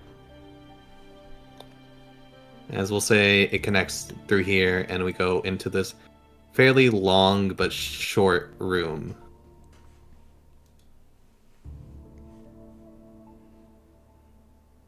Okay. As you see kind of really a lot of dust in here. This place has not been touched. It almost feels like it's been like sealed in for years on years. As you see all sorts of kind of knickknacks and kebabs around. But over here, you see this kind of closed off chest. There's all sorts of things. There's like statues, there's busts, there's papers, schematics. You see like upon like this wall, an entire architectural design of the whole mansion that has like the entire floor plan in here. Oh wow. A lot of like chisels and lumber in here too. As if someone has maybe like used this place before as like a workshop, perhaps. But is it like it's now very dusty and abandoned, or? It's very dusty and abandoned. You don't think this place has been stepped in for years. Except for the little dust mites. Yeah, and they just leave more dust. Good old dust buddies. Okay. So we'll Attie first... like immediately tries to sniff something and then sneezes. Oh god, it's so bad. Bless you. Looks like Bless you, table someone with else. Bless you. Oh! Tools on it. Lumber in the corner. Look at look at like the model first. Look at the model. Oh, the painting or the painting, diagram. Or diagram, yeah. Yeah, you see this entire architectural model in here. It appears to be like hand drawn completely. Like this is a fairly big like schematic. It's got like a lot of line work to it. It's got like the basement and the first floor, second floor, some designs for the courtyard. You see various different things. And then you see like this master bedroom area with the second floor, and you see this compartment that is this room in here, and you see a pair of initials that is AW, as well as a date 472 AR. Albert Wesker. Albert Wesker. AW. AW. A.W. And then next to it, 472 AR. After Wednesday. After Wednesday. Okay. All right. AR you would definitely recognize as the current era. And you said 470? 472. 472. Okay. The current year is okay. That's a while ago, huh?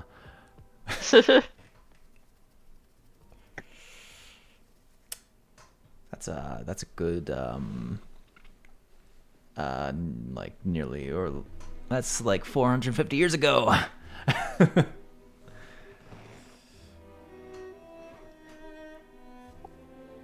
Okay. We'll look at the you said it was a chest? Yep. It is a chest. It appears to be this kind of like ornate, very ornate, wood carved chest with like a middle latchings on it that reinforce it. And it's got this kind of serpent. We'll say you go up to it first before I do anything. God damn it. Yep. Attie will Go up to also it. approach the chest. Yeah. You take a look at the chest. It's got this very big lock on it, this ornate lock, and it's got like this serpent design on it, like this twisting design.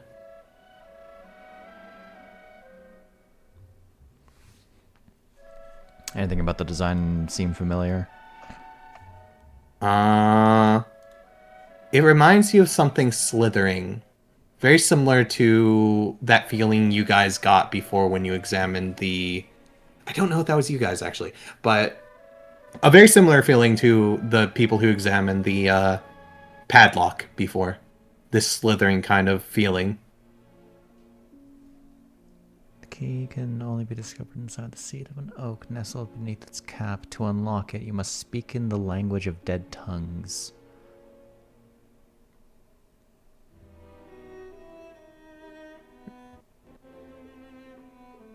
I don't know if that's necessarily related to the chest. Might not be. I feel like we're only on sentence 3.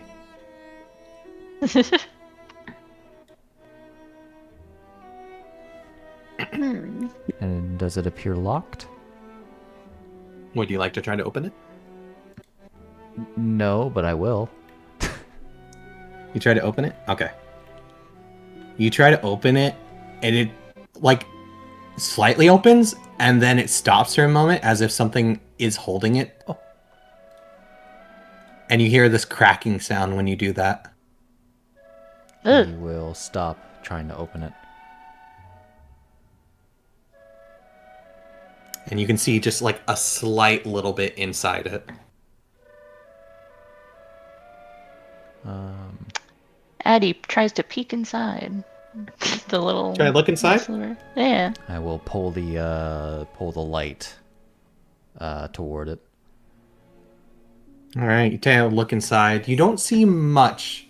You see this little sliver inside, and it appears to be, like, whatever's covering it appears to be, like, this really green kind of texture thing. Covering, like, the inside of the lock area. Green texture. And you know when you open the chest, try to open it, it makes this cracking sound. But it does budge whenever you try to open it.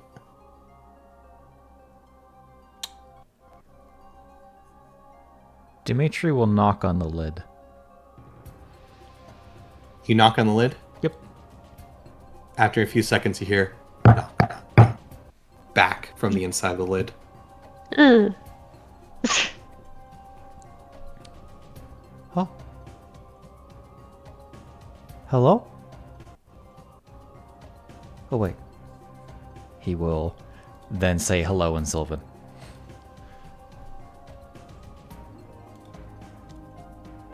You hear nothing.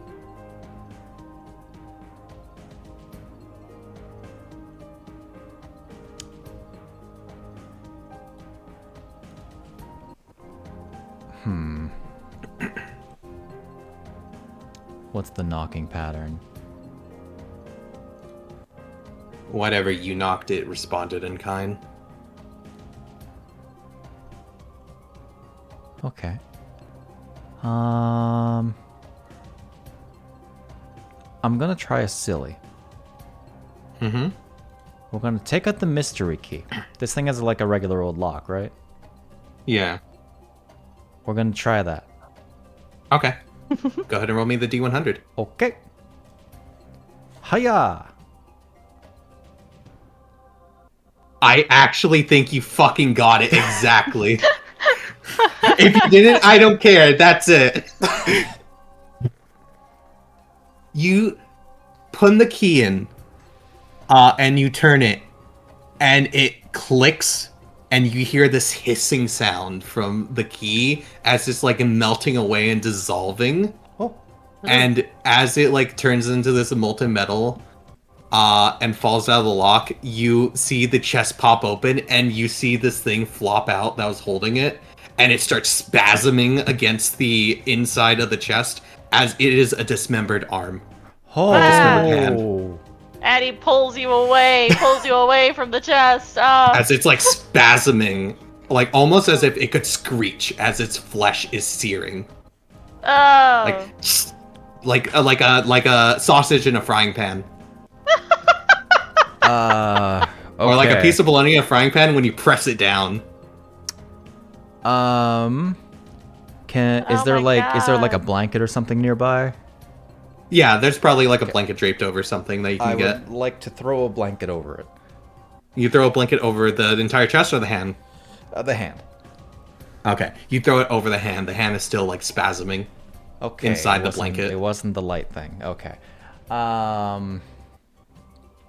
Is there anything else inside the chest? Or is it just the hand? You see after like the hand starts like calming down and just going limp, you see inside the chest a key, a very odd design key, a key that's like shaped like a snake. Like it's a slithering key that like does twists and turns throughout itself. And you see a dismembered pale tongue with writing in it, on it. Gross. It is not slimy, it is dry to the touch. Even to the look, it looks dry. Like ashy. So Some dead tongues.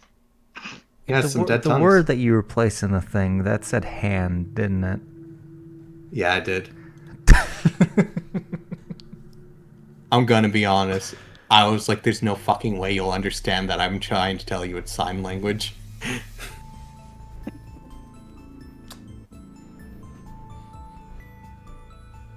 That's fair.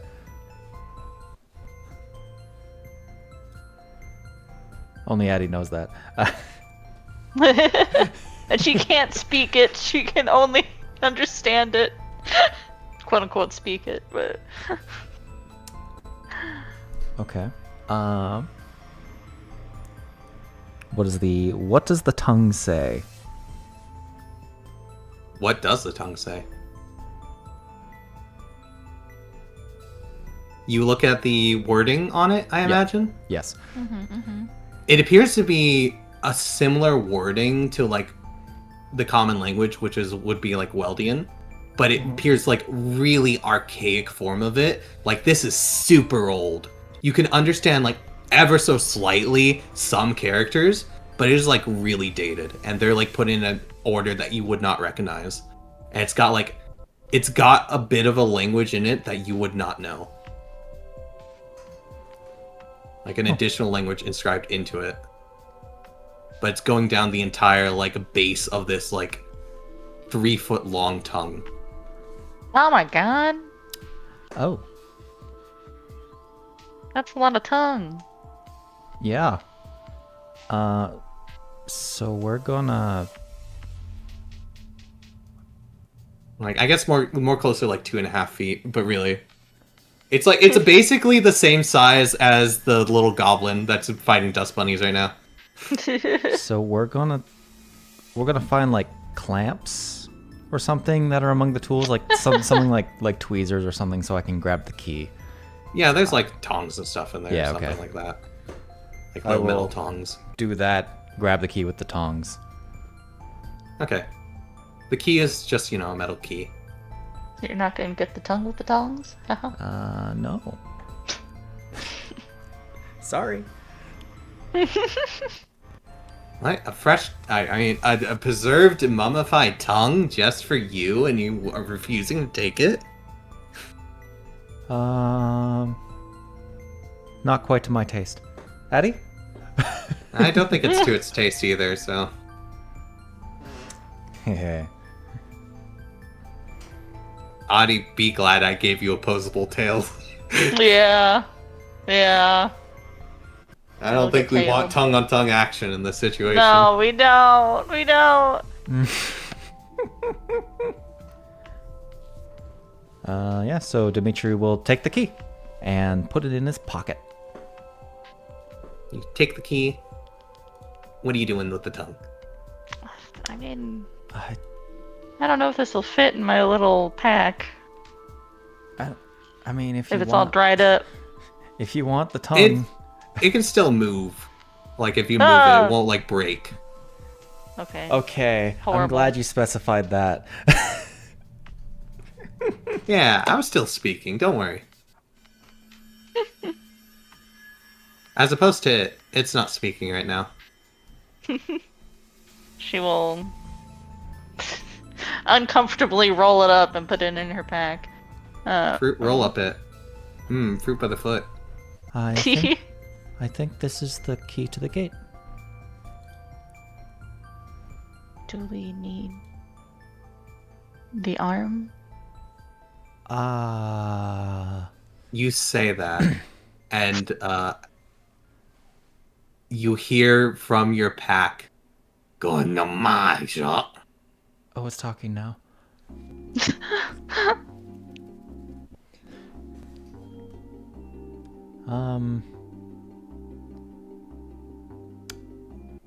Yes. As he will pick up the blanket wrapped hand. Man, it's gonna be real awkward when someone stops you and it's like, "What do you got there?" And you're like, hand? And you're like... and they look at it and they just see this fucking green hand, dismembered hand. Hey, it's wrapped in a blanket. Yeah. I'm just saying, if someone stops you and inspects... The most Yeah, innocent just got boy cold. holding freaking Well, you got the the dead car. body corpse apart.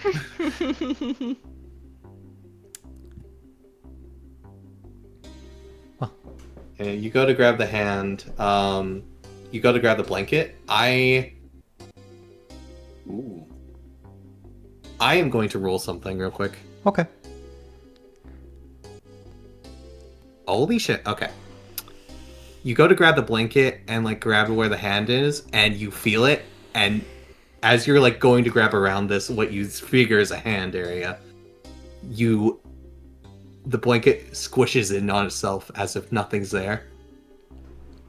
He will. And as you're like wondering, huh? Oh no. You see falling out of the blanket and sliding up of it, going after your throat, is this hand, as it is going to attempt to strangle you. Oh. No!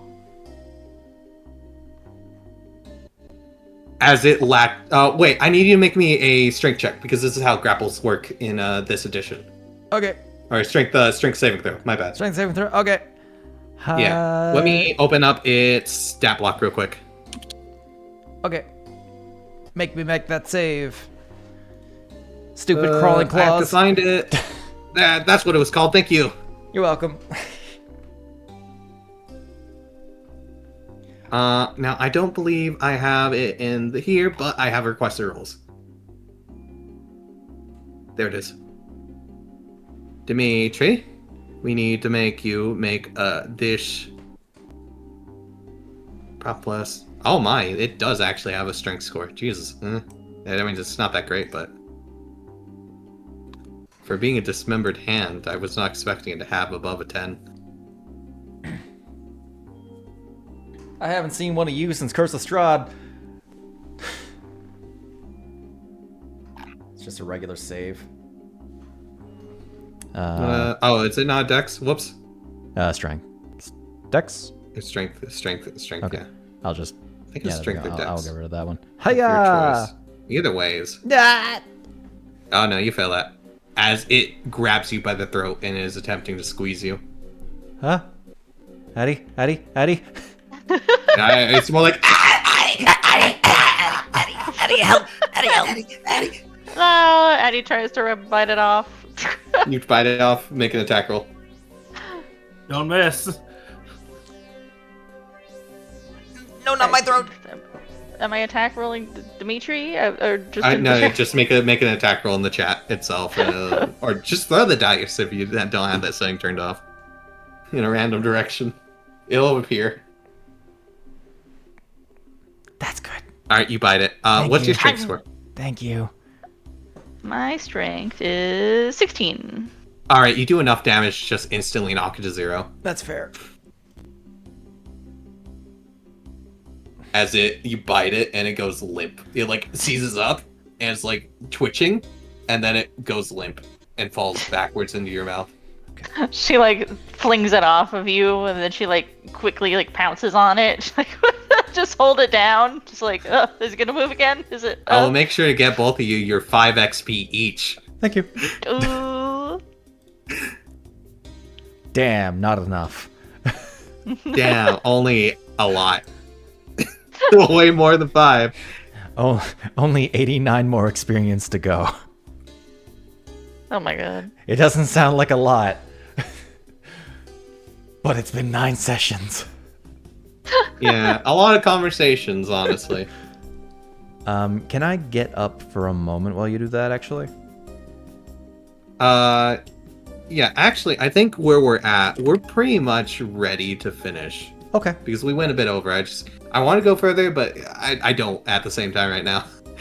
That's fair. We got the key. Da-da-da-da. I got sidetracked by a conversation with Nicholas because it was literally right there. Yeah, thanks for making me stressed. Good. I'm glad that's what it did. Sure. That was the intention. All right. And I'll say with you having to kind of streamline this a little bit, with you having collected the key, real quick, do you just want to go out of the mansion and go meet up with the others immediately, or how are we doing this? Well,